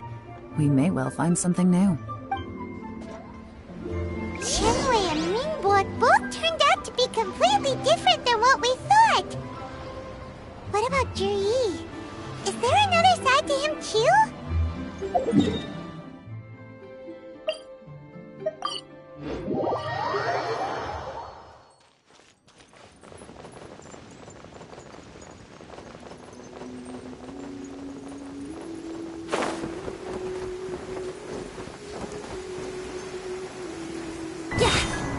This is the Blackcliff Forge.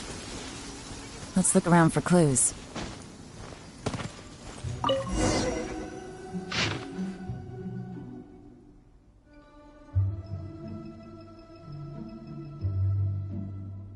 What's this? A diary? From the back, it looks like a ledger. But it seems they also use it as a site log. We don't know who wrote it, but it's interesting, don't you think? These newcomers, who could have sent them?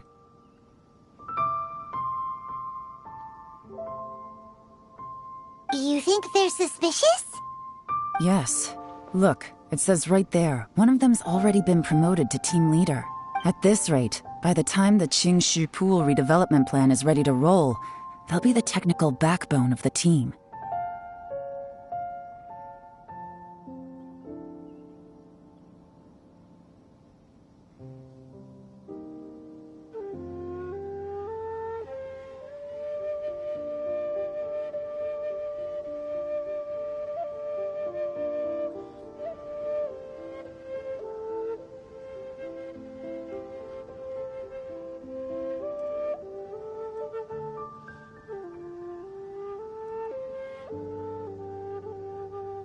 That'll give them the chance to take a lot of liberties. They can copy any secret texts or steal any treasure they find underground.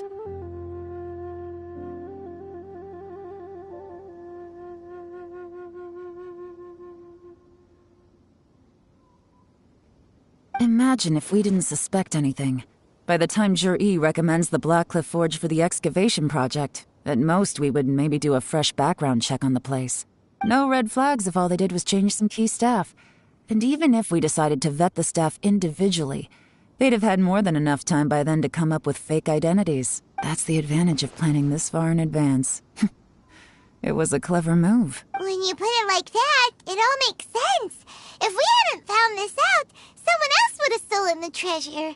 So, who's really behind all this? That's a question for the newcomers. But let's start with that worker over there for now.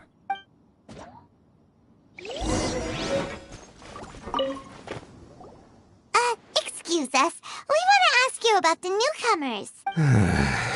You want them to teach you or something? I gotta say, these newcomers are in tip-top shape. Fast learners, too. They're picking up all the skills unbelievably fast. My only complaint is that they're always going out drinking at night. But they never let us join them. I guess they just need some time to adjust.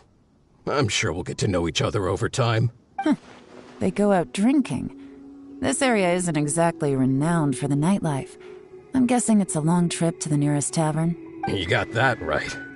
They tell me they go all the way back to Liyue Harbor to drink at Wanmin Restaurant. It rained after work today, so they actually stuck around at the site for a while. But as soon as the rain stopped, they went out drinking again right away. Hey, you're only young once, right? I say, if they can hack it, let them at it. Interesting. Let's go talk somewhere else. Looks like our hunch was on the Mora. These newcomers are very suspicious. Drinking in Liyue Harbor, huh? Some cover story. I'll wager they've been going to intelligence updates. Good thing it rained today. It means they'll leave footprints. I doubt they'd give themselves away that easily, but let's follow them and try our luck.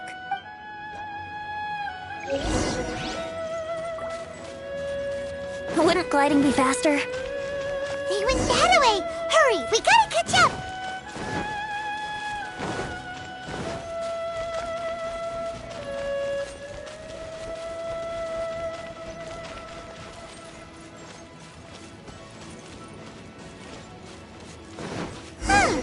These footprints are heading towards Liyue Harbor.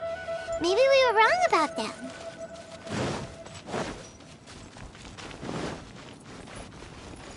Just as I thought. They didn't go to Liyue Harbor.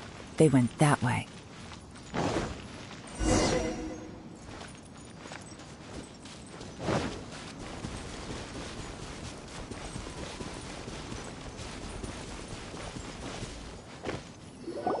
The footprints stop here, but, judging from the direction, I'm guessing their destination was that abandoned house.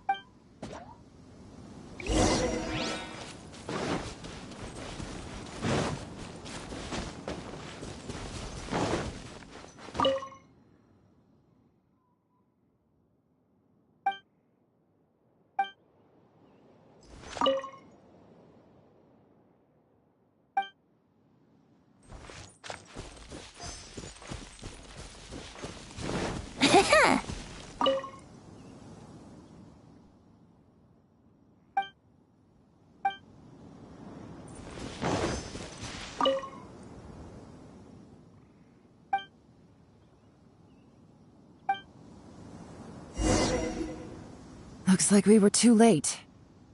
This has gotta be where the newcomers rendezvous with whoever they're working for. But all the evidence has been destroyed. Look at these ashes. Someone was burning documents not long before we arrived. Could there be anything left? Maybe the wind could have blown the fire out before everything was finished burning. The odds of that are very slim. It's practically impossible. I've checked. All the paper's been burned. There's only ash left now. Why don't we wait for them back at the Black Cliff Forge? They've got to go back there sooner or later. We can't count on that. Clearly they were based here at one point, but it's mysteriously abandoned now. To me, that says that whoever's behind this has moved them somewhere else to throw our investigation off course. Darn! Guess this is where our trail runs cold. Make no mistake, the purpose of our trip wasn't to find any solid evidence. We just need to figure out who's behind Jur-E. I smelled something peculiar the moment I came in. Those newcomers probably thought they'd be safe as long as they burned the letters. But what they failed to consider is that paper and ink from different regions produce different odors when they're burned. Really? Paimon can't smell anything. Do you smell anything? There is a certain place with a freezing cold climate where there's nothing but ice as far as the eye can see. Some wealthy people there put floral fragrance in their ink as a way of injecting a little romance into their writing. When that fragrant ink is burned, this is the exact odor that it leaves behind. Exactly. The evidence will soon be blown away by the wind, so it's nothing we can arrest anyone with. But it's all I need. Now I know who we're dealing with. I can plan our next move. Lady Yelan! Oh, thank goodness I finally found you. I thought I'd never see you again. Who are you? Don't be alarmed. This is Upei. He's Wenyuan and Shanghua's colleague. I sent him to look into Jur-E's regular contacts. Since Jur-E likes fishing, Upei thought he might know some of the fishermen and sailors, so he took a boat out to sea to ask around. I left him a note at Yanshang Tea House telling him to look for me at Black Cliff Forge when he got back. If there'd been an ambush waiting for us there, it means we'd have had some backup. So, what did you find out at sea? Forgive my incompetence. I'm afraid I've come up empty-handed. I asked all the fishermen multiple times, but none of them had any interactions with Juri before. Then the waves got so choppy I ended up falling overboard. Fortunately, someone managed to drag me out.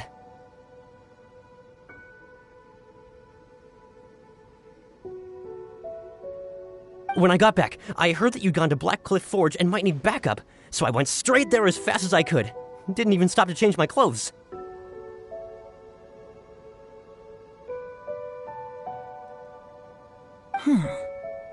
Well, Uncle Tien said that Juri once bought a recipe from one of the fishermen. Did you hear anything about that at all? What? That's news to me. No, that's not possible. It's absolutely not possible. Lady Yelan, I'm telling you, I spoke to every single fisherman out there, and none of them mentioned anything about a recipe. Interesting. Then I wonder how that even more wonderful fish soup came about. Fish soup? What fish soup? Nothing. Our priority right now is to find a way to get our hands on some solid evidence. Well, any suggestions? Not a bad idea. Upe, what do you think? Honestly, I've already tried following Juri, but the guy's too cautious. Never meets with anyone suspicious. Okay, so tailing's out. No, we'll still need to tail him. But first, we need to do some groundwork. Groundwork? When you've worked in intelligence for a long time, you'll understand that no one can stay on high alert forever. Especially when he thinks he's about to win. Tomorrow morning, I'll announce his victory at Yuehai Pavilion. Take a guess what you think he'll do next. Be sure to arrive on time. You won't want to miss the show.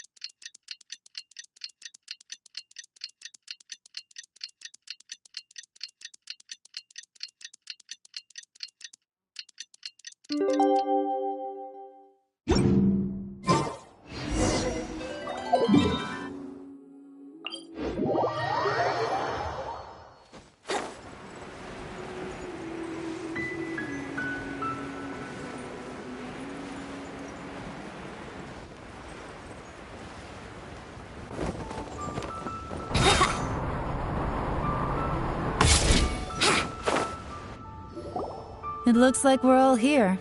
Well then, time for me to announce the results of the assessment process. I won't drone on about the importance of the Tianshu role. Suffice to say that Uncle Tien entrusted me with the monumentally important task of assessing the candidates. And now, it falls to me to give him a satisfactory answer. All of us here know the score. Don't beat around the bush, just get on with it. Qianwei has many pioneering ideas, but some of his plans are lacking in detail, and he easily gets into testy exchanges with other people. Mingguo is reliable, but not quite ambitious enough, and because of his personality, he struggles to win people over.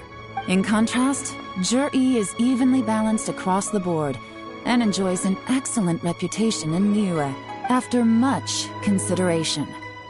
I have decided to recommend Juri to the Liyue Qixing. What? Congratulations. Thank you. Honestly, I'm a little surprised to hear my name being announced. In my estimation, all three of us are worthy candidates for the Tianshu position. As your competitor, I've become keenly aware of your great talents. Would either of you entertain the possibility of working with me in the future and taking on some of my workload? I'll have to see. I'm in a bad mood. This is the last thing I want to be thinking about right now. I don't mind, as long as I can help. Okay, well, that's all from me. Juri, you'll have some preparation to do. It won't be long before you're informed of your official appointment.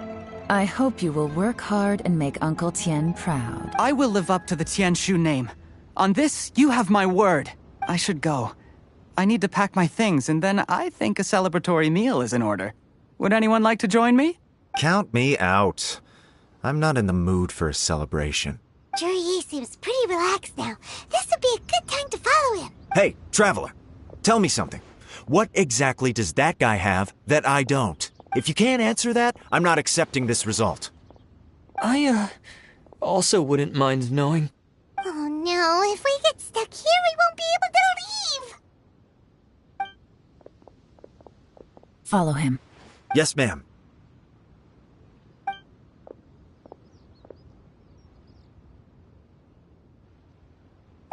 We finally got rid of them! Lady Yelan, Jury has gone towards Feiyun Slope. Follow him, quickly. So Jury really sided with the Fatui? But Uncle Tien thinks so highly of him. Why would he do this? Difficult to say, but everything should become a lot clearer when we find him.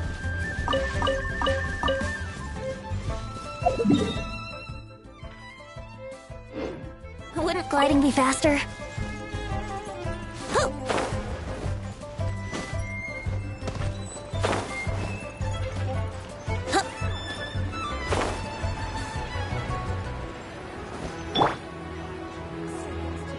I'm sorry, Lady Yelan. We lost him. He's too good at this. We weren't able to keep following him without being seen. How the heck did he manage to shake Yelan's subordinates? I guess Jiri didn't let his guard down. Still as vigilant as ever. No, Upe says he's much more relaxed than usual. Maybe it's just how he's wired. Perceptive enough to sense when he's being watched. But how? Don't blame yourselves. Let's not forget he was trained by Uncle Tien himself. Evading detection is not an unusual skill for him to have. If I'd asked you to tail Uncle Tien, you'd have ended up at a dead end too. It's fine. So, where did you lose him? Shinue Kiosk. He only went in briefly. Upe and I were watching outside the whole time. A few moments later, a man dressed in a completely different outfit came out. Upe had a feeling that it was him, but we couldn't get close enough to check without blowing our cover. I figured that if we spooked him, it would undo what we've accomplished today so far. Another option would have been to arrest him there and then, but without any evidence, that would have been meaningless. So I stopped Upe, and I stayed here to wait for you while that meathead went to ask around in Shinue Kiosk. Good work. The fish didn't take the bait, but that's okay. As long as he's still swimming around, we'll find a way to catch him eventually. The key is figuring out what he's trying to achieve. Let's go to Shinue Kiosk.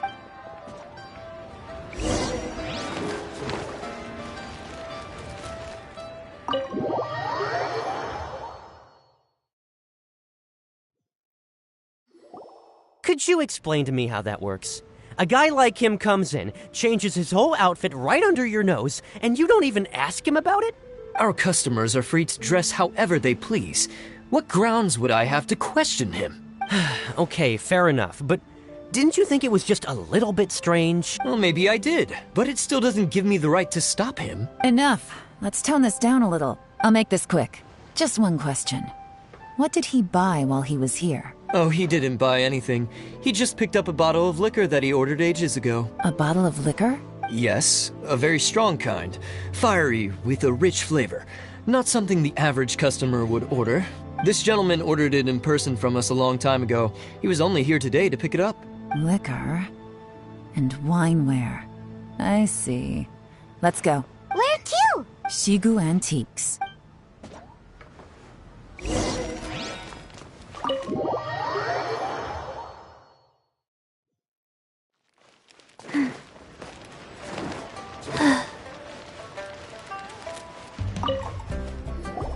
Hey, Miss Linlong. Sorry to bother you. Zhi ordered a wanware set from you not long ago, right? We're friends of his. He's been telling us how impressed he is with the quality, considering how affordable it was.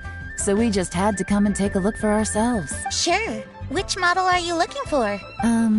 We don't really know a whole lot about wineware. Let's just go with Zhi's choice. Would you be able to show us the one he bought? Zhi picked up his set not long ago. As a quality imitation of an antique wineware set, it has the look and feel of a luxury item. Just so you're aware, we don't have many of this model left in stock. And now that Mr. Zhi has taken one, I'm afraid it may encourage the price to go up a little. Don't worry. Price shouldn't be an issue. I'm sure we can work something out. But I'm just a little hazy on one thing. Did Zhi's wineware set include wine glasses, or...? For this set, the wine glasses are sold separately. Minimum purchase is 1 glass, maximum is 4. Mr. Jer-E bought 2. Okay. Thanks, Lin Long. Seems there's a little more to buying wineware than I first thought. We'll have to mull it over. Well, don't take too long. We could sell out any day now. All right, see you next time. This is turning into a real headache. I'd just like to point out that we have the self-professed Grand Master of Fieldwork here to thank for being wholly incapable of tailing an ordinary civilian without being seen. It's not like you did any better. My specialty is information trading, okay? I don't have the physical agility. What's your excuse? Fair point. Yelan, so has the plan failed? Oh, if we can't figure out where Jerry went, there's not much we can do. But why was he buying liquor at Shinue Kiosk anyway? To celebrate? If so, it's no ordinary celebration. What do you mean? First of all, Jer-E isn't much of a drinker. On some level, he hates alcohol because of what it did to his father. If he was just looking to celebrate by himself, he wouldn't spend his meager savings on an expensive bottle of alcohol, let alone buy a pair of special wine glasses. No, this is a victory feast, held in honor of Jer-E's private sponsor. Whoever this person is clearly enjoys hard liquor and has a very high status, hence the need for expensive-looking wineware. Now, where might we find Fatui who match that description, I wonder? Fatui officials. Should be either the Snezhnayan Embassy or the Northland Bank. Have both locations surrounded. Take as many people as you need. Lady Yelan, is it time for us to make our move? If so, you can count me in. Get with the program, would you? This is a covert surveillance operation. Jer-E may be vigilant, but that doesn't mean the same is true for his drinking buddy. In which case, we don't need to change tactics. Just change who we're following. Great idea! So we just need to find out who Jerry bought that liquor for and follow them instead! But Lady Yelan, if we get caught, this could become a major diplomatic incident. I'm well aware, but don't you see? Jer-E is gambling everything on this. If we really want to catch him, we're going to have to accept a little risk ourselves. Stick to your orders, and make sure we're covering all other bases too. Anywhere else Jer-E might be going. I want eyes on those locations. Yes, ma'am. Don't worry, Lady Yelan. Jer-E may be a slippery character, but we'll keep a close watch on the movements of all Fatui officials. I'll be waiting for you at the tea house. If I'm guessing correctly, Fatui officials are likely to take action at night. You should go and get ready. Then meet me at Yensheng Tea House.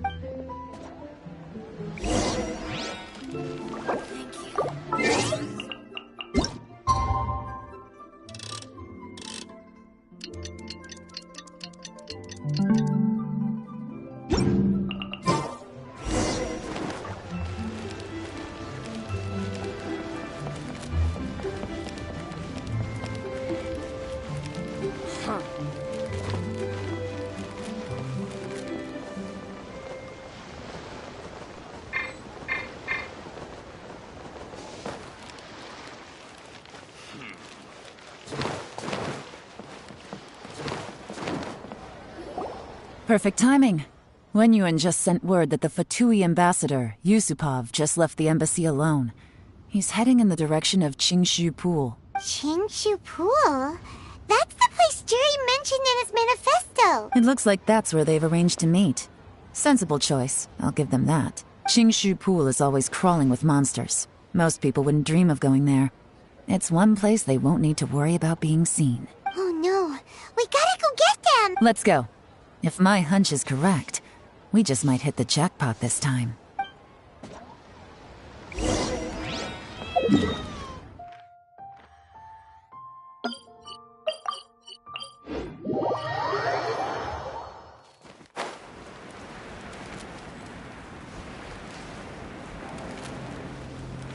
This is Qingshu Pool, full of ruins, crawling with monsters. Anyone with any sense steers well clear of this place. I've looked into the place before. There's a worker's entrance somewhere around here. Follow me.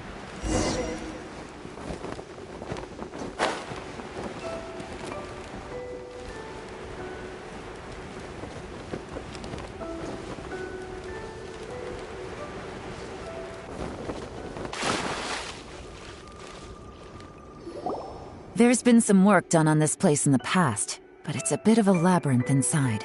I can't guarantee we'll be safe once we're underground. The workers left an emergency access route. If we can find it, this will be a much easier journey. Still, be ready to fight at any moment. Any resistance needs to be taken out quickly and quietly. We don't want to attract too much attention. Don't worry, we're all professionals here. By the way, Yelan, where are your 3 little helpers at? They have other things to take care of first. We couldn't afford to wait for them, but they'll join us later.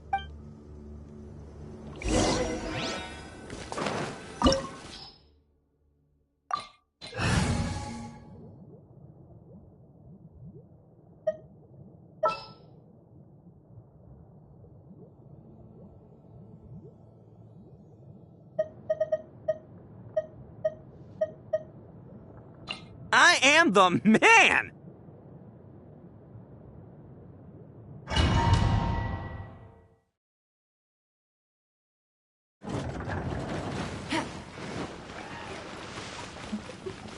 Gotcha! Quietly now.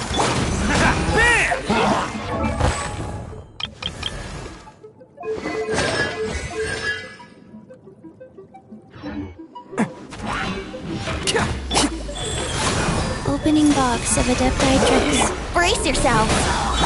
Busted. Time for takeoff. Let's roll! As I expected, but this shouldn't be too much trouble.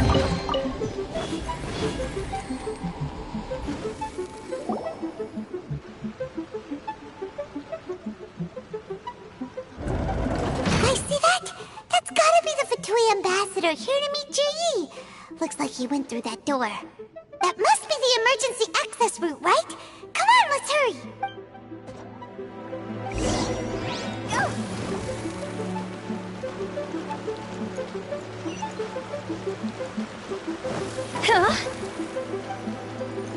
This is the construction workers' emergency access route, but it's closed tight. Trying to break through would be risky. Let's see if we can find another way.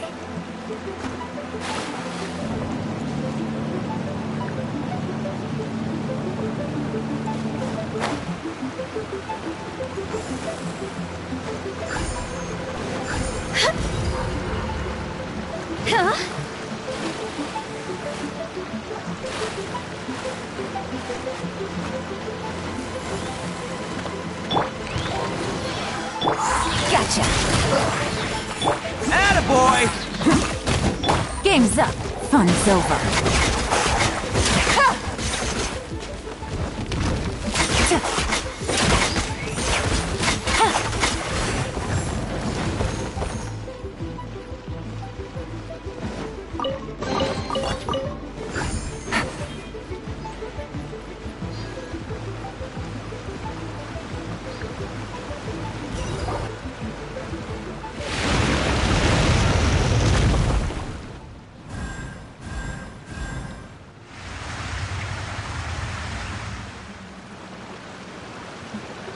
The water's gone down. Hey, look! Is that another way through?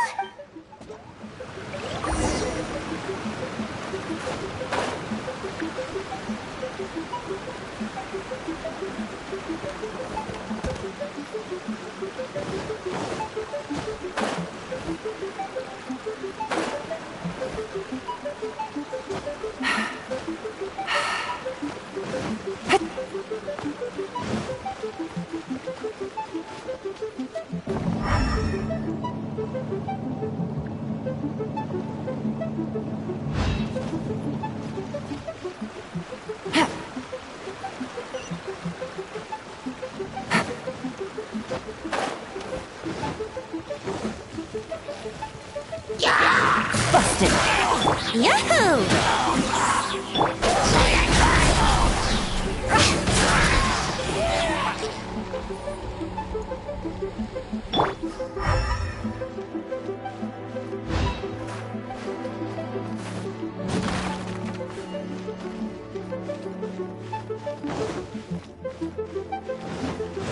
Let's roll!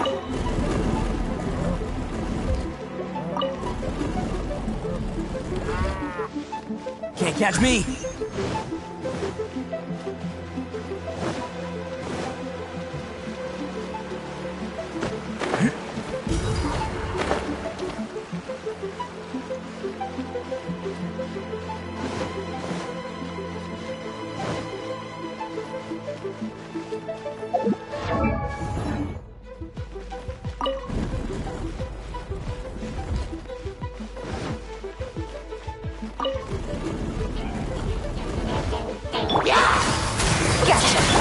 sacred name, Fortune Preserver. Think you can get away? Let's play! Attaboy! Quietly now.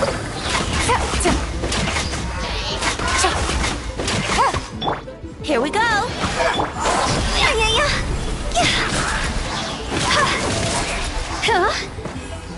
Go! Time to go! Busted.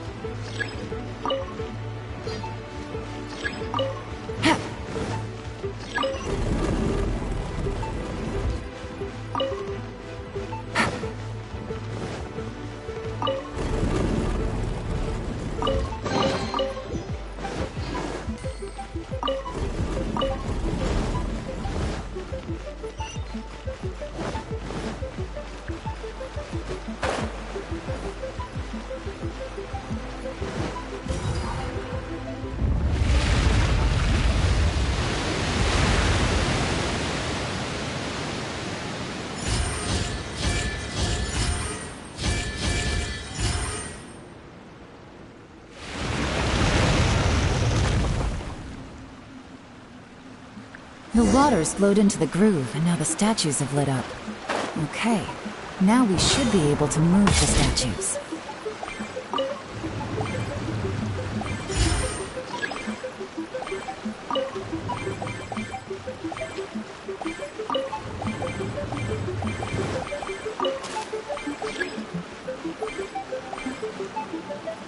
Take it easy.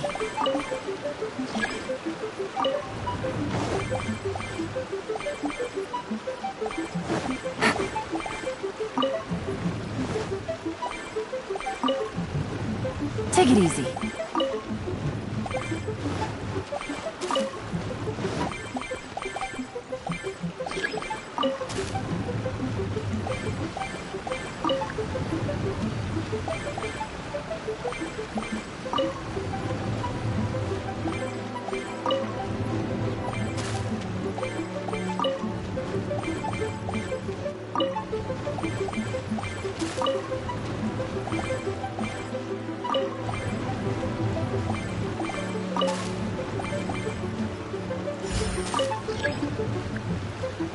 The door is open. Let's go.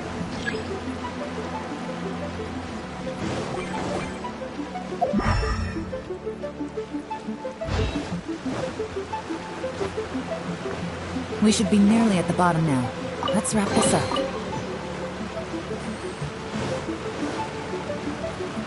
Take it easy. Gotcha. Time for takeoff. Let's play! It's showtime!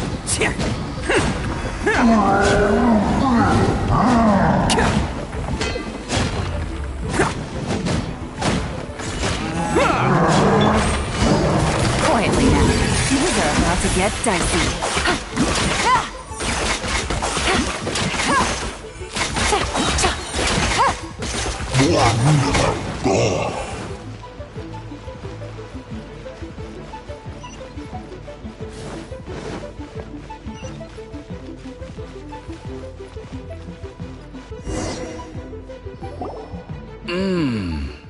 I can tell from the aroma that this is very fine liquor indeed. I'm impressed. Come on, bottoms up. After you, of course.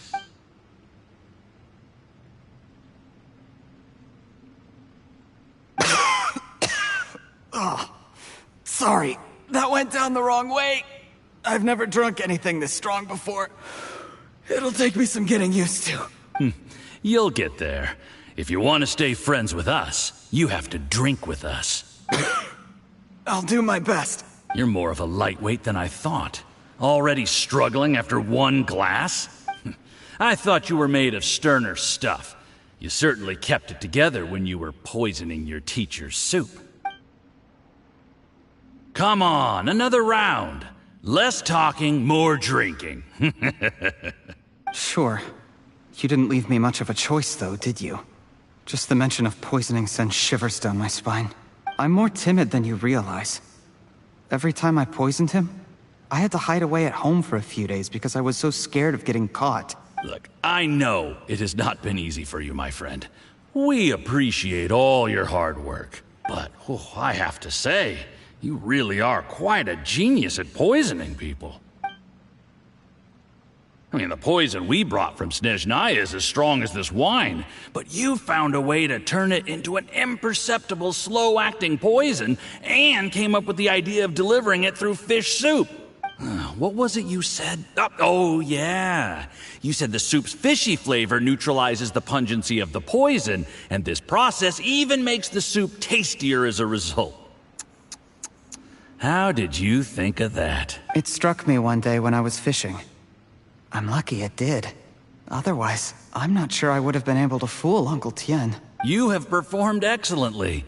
The Fatui will continue to provide the support you need to consolidate your position as Tien Shu. Of course, this is as long as you continue to do as we instruct. Aside from Qingshu Pool, we also have some other requests for you, which we will inform you of in due course. Don't worry. Whatever tasks you have for me, I will perform them diligently. Did you hear that? It was poison! That's why Uncle Tien hasn't been feeling well recently. It's all Jurye's doing. What a nasty guy. Seize him! Hold on. Did you bring a camera? If not, you can use mine. This is quite a scene. We have to capture it for posterity.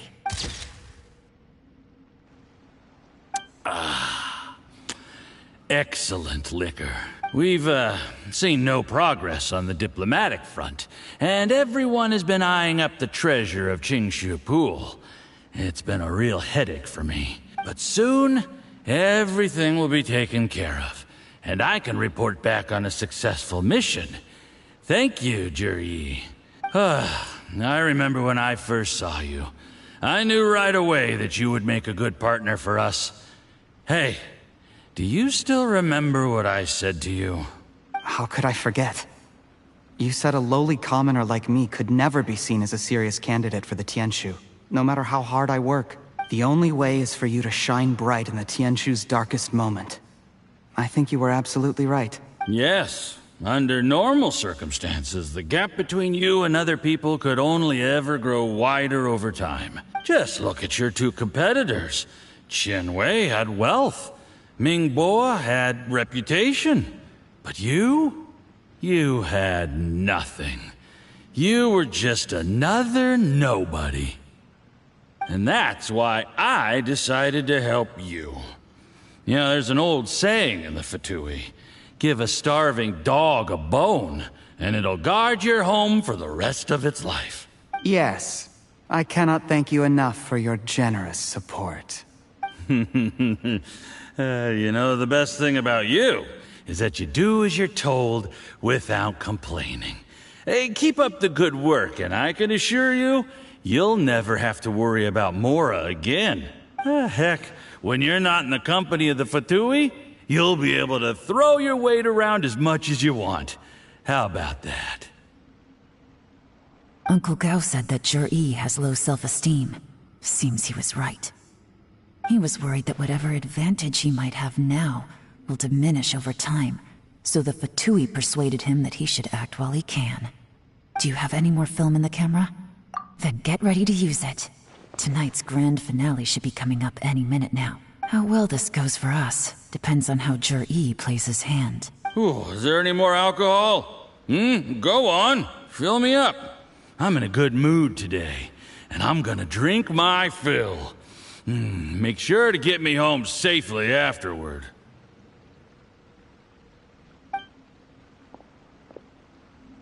There's only a little left. Here, I'll fill your glass. If you like it, I can bring you some more next time. Whoa, this is the good stuff. It is great. Huh? What the?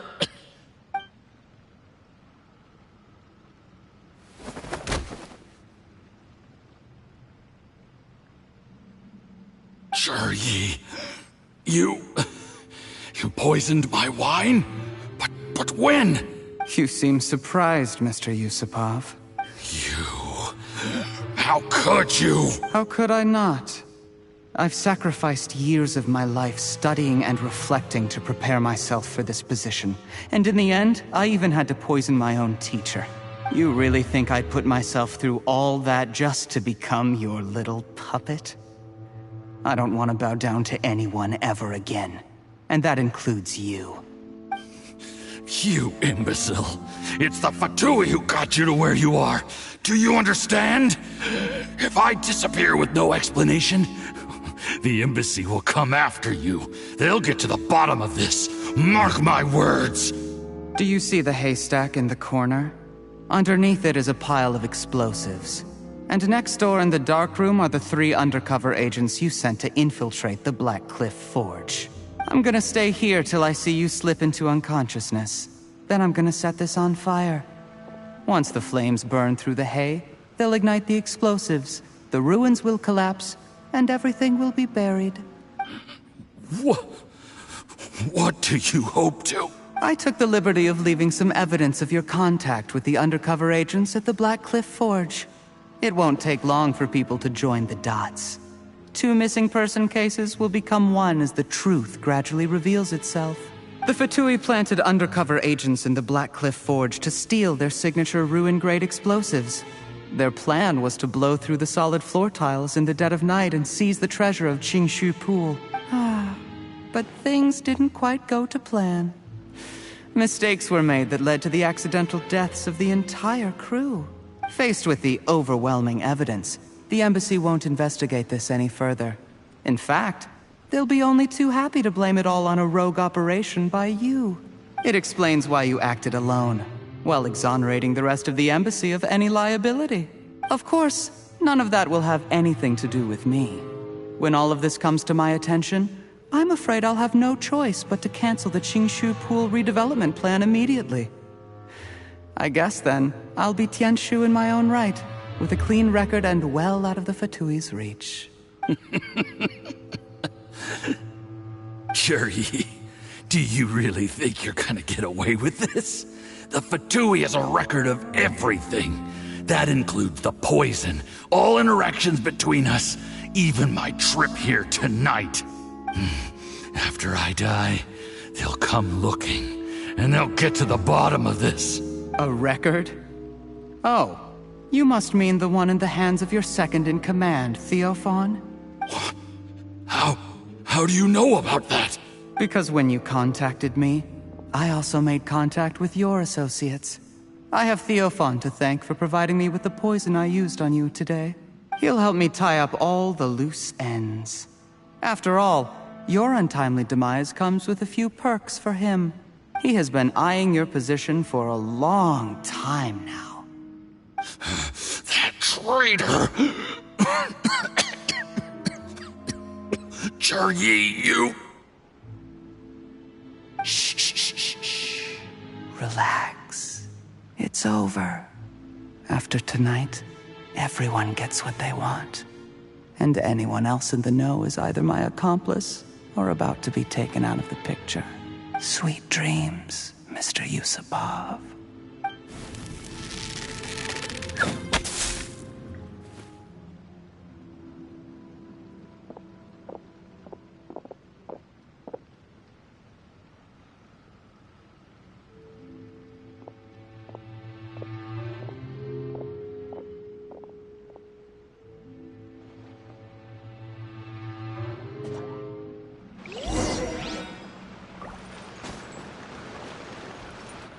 I did a little surveying on the way here and found that you'd left yourself 3 escape routes in case things went south.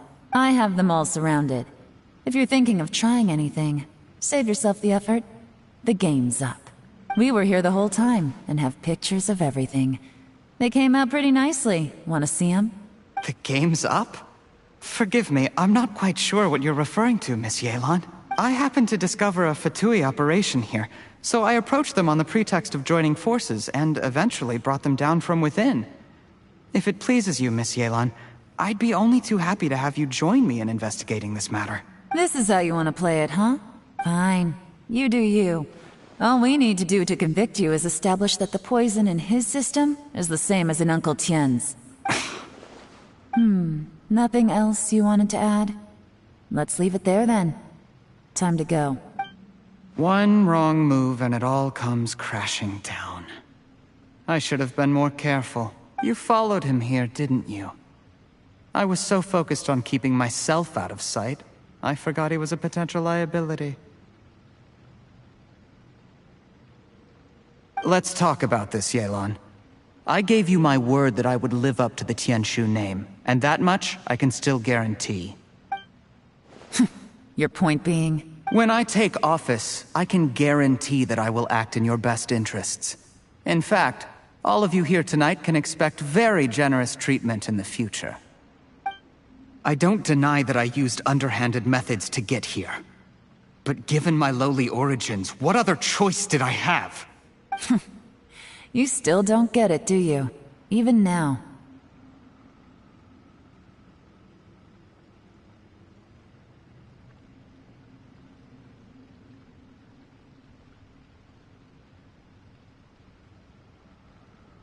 What do you think?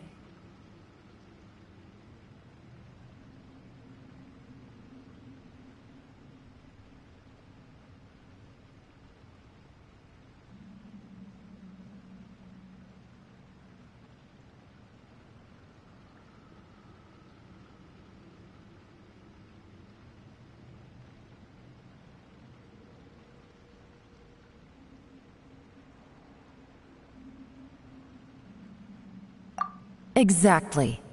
Jur-E, clever people can always come up with a good excuse. But while you might be able to get other people to believe you, you'll never be able to deceive yourself.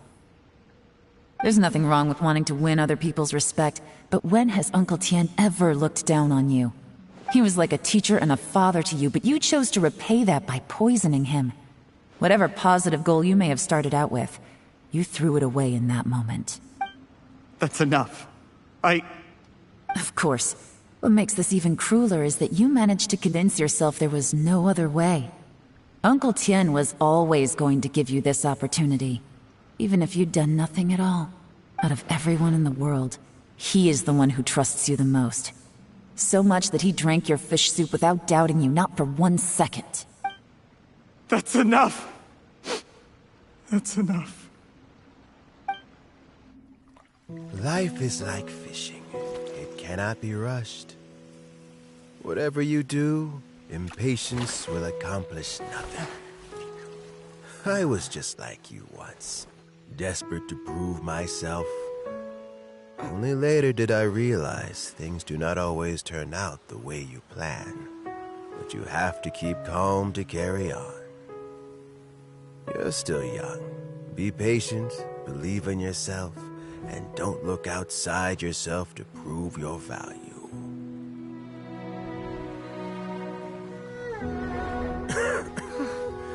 Where's Jur-E these days? It's been a long time since he last paid me a visit. Maybe he's just busy. Well, next time, if he doesn't bring a pot of piping hot fish soup, don't let him in.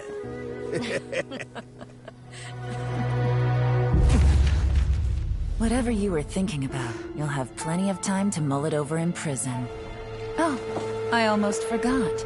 If the Fatui find out what happened today, prison might not turn out to be the safest place for you. Trying to have friends on both sides, it has a way of turning everyone against you. But right now, I have an opportunity for you.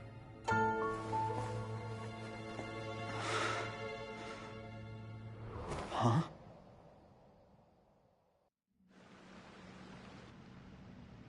Sorry, things are about to get extremely busy for me. Let's meet at Genshin Tea House tomorrow morning. I'll have someone remove the explosives. Then, there's someone I have to go and see. Need our help with that? No, it could be dangerous. You should leave this one to the professionals. Don't worry. As long as they're willing to cooperate, this'll be a straightforward deal. Get some rest. See you tomorrow.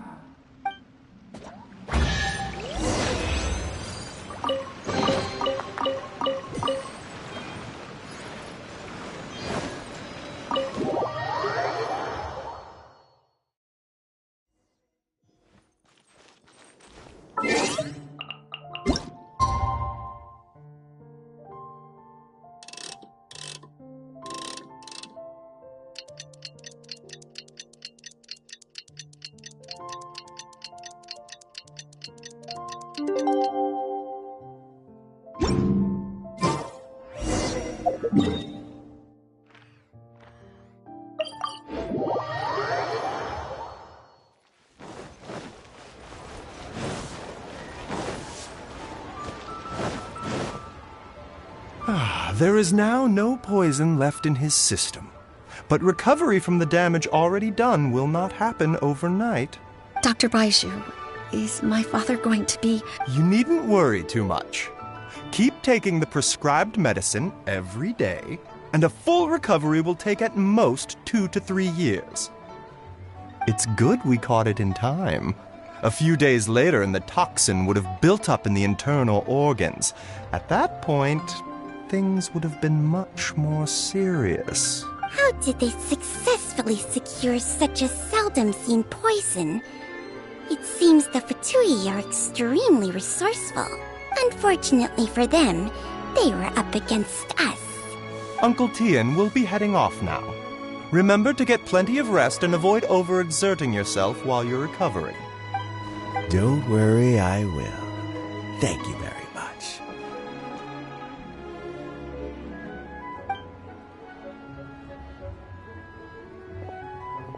Ah, and you're here too? Thank you for all you've done to resolve this situation.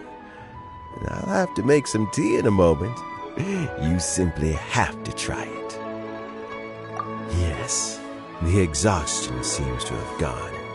My mind is steadily getting clearer again.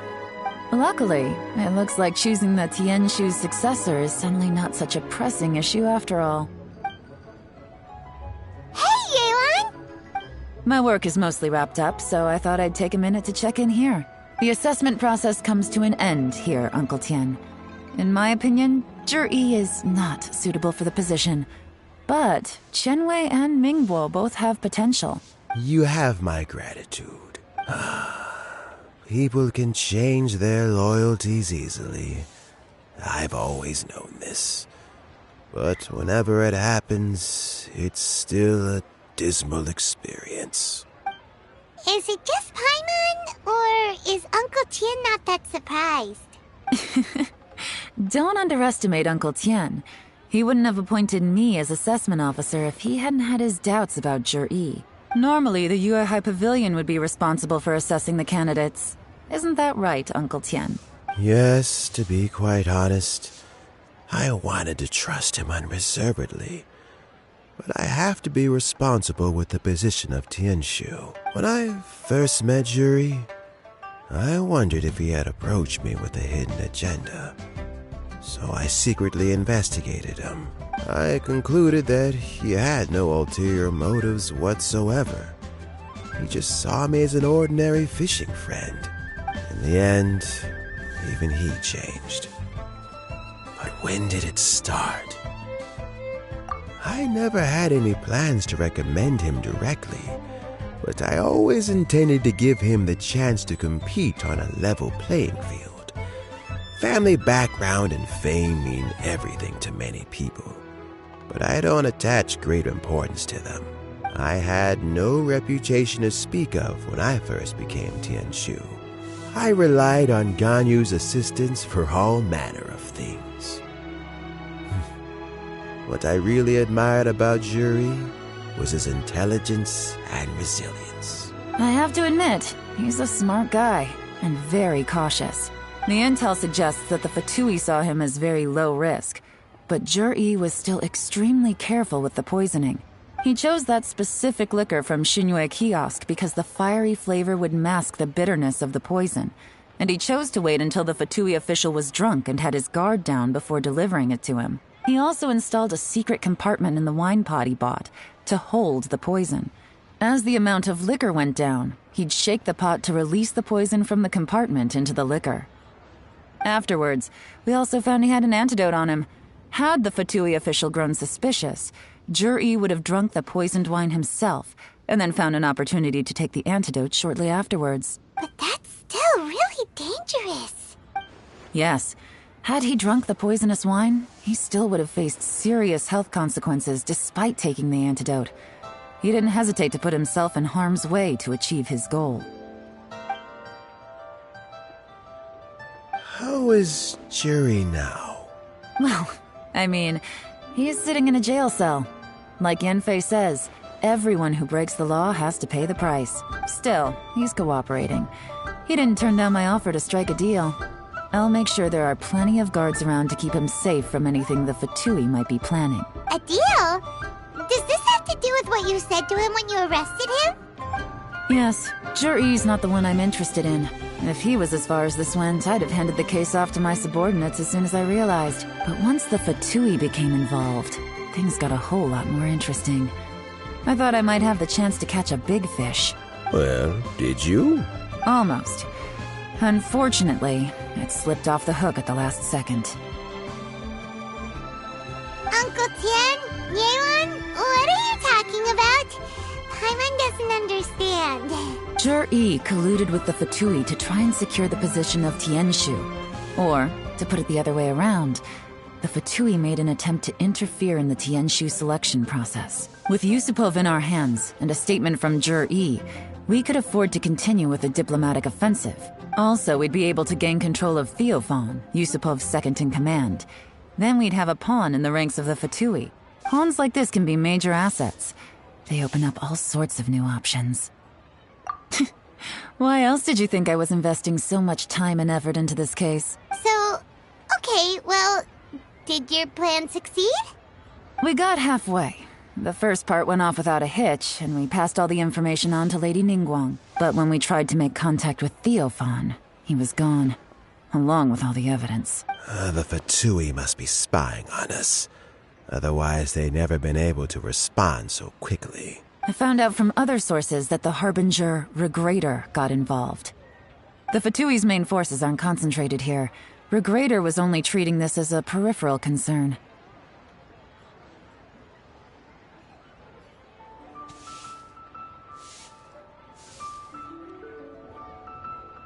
It's a pity that Theophan got away, but knowing which Harbingers are still looking at Liyue is something. It gives me a starting point for my next mission.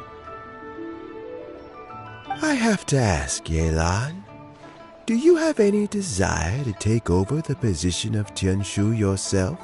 I remember you showed some interest a few days ago at Yanshang Tea House. In my estimation, you are more than competent. Oh, that. I was obviously joking. I prefer my current life. There's danger and there's excitement, although it'd still be a behind-the-scenes role. As Tianshu, I wouldn't have the chance to get involved in anything truly clandestine or face any real danger. All right, I'm done here. Time for me to go. I'm heading off again in a few days, and I still have to prepare. Where are you off to this time? As you might have guessed, it's for me to know and you to find out. But I'm sure if you keep going as you are, getting yourselves involved in other people's business all the time, you're sure to get caught up in another misadventure before too long. Maybe I'll see you the next time danger beckons. Until then, keep your wits about you. A lot of people are watching you for a lot of reasons. If you have any more questions, just ask Uncle Tien. After the recent turn of events, I'd say he owes you one, wouldn't you?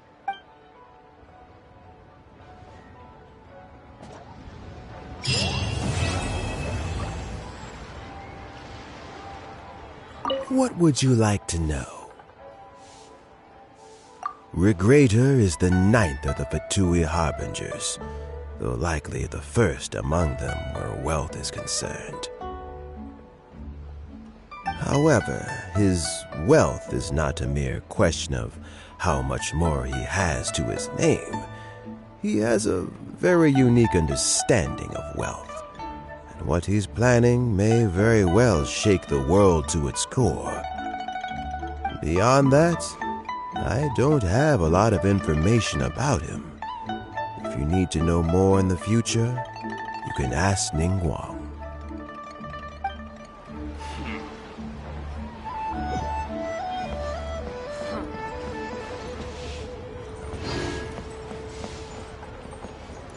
What would you like to know?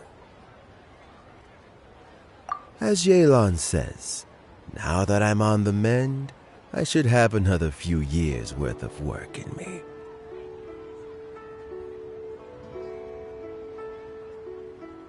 During this time, I plan to gradually hand over my duties while mentoring some new candidates.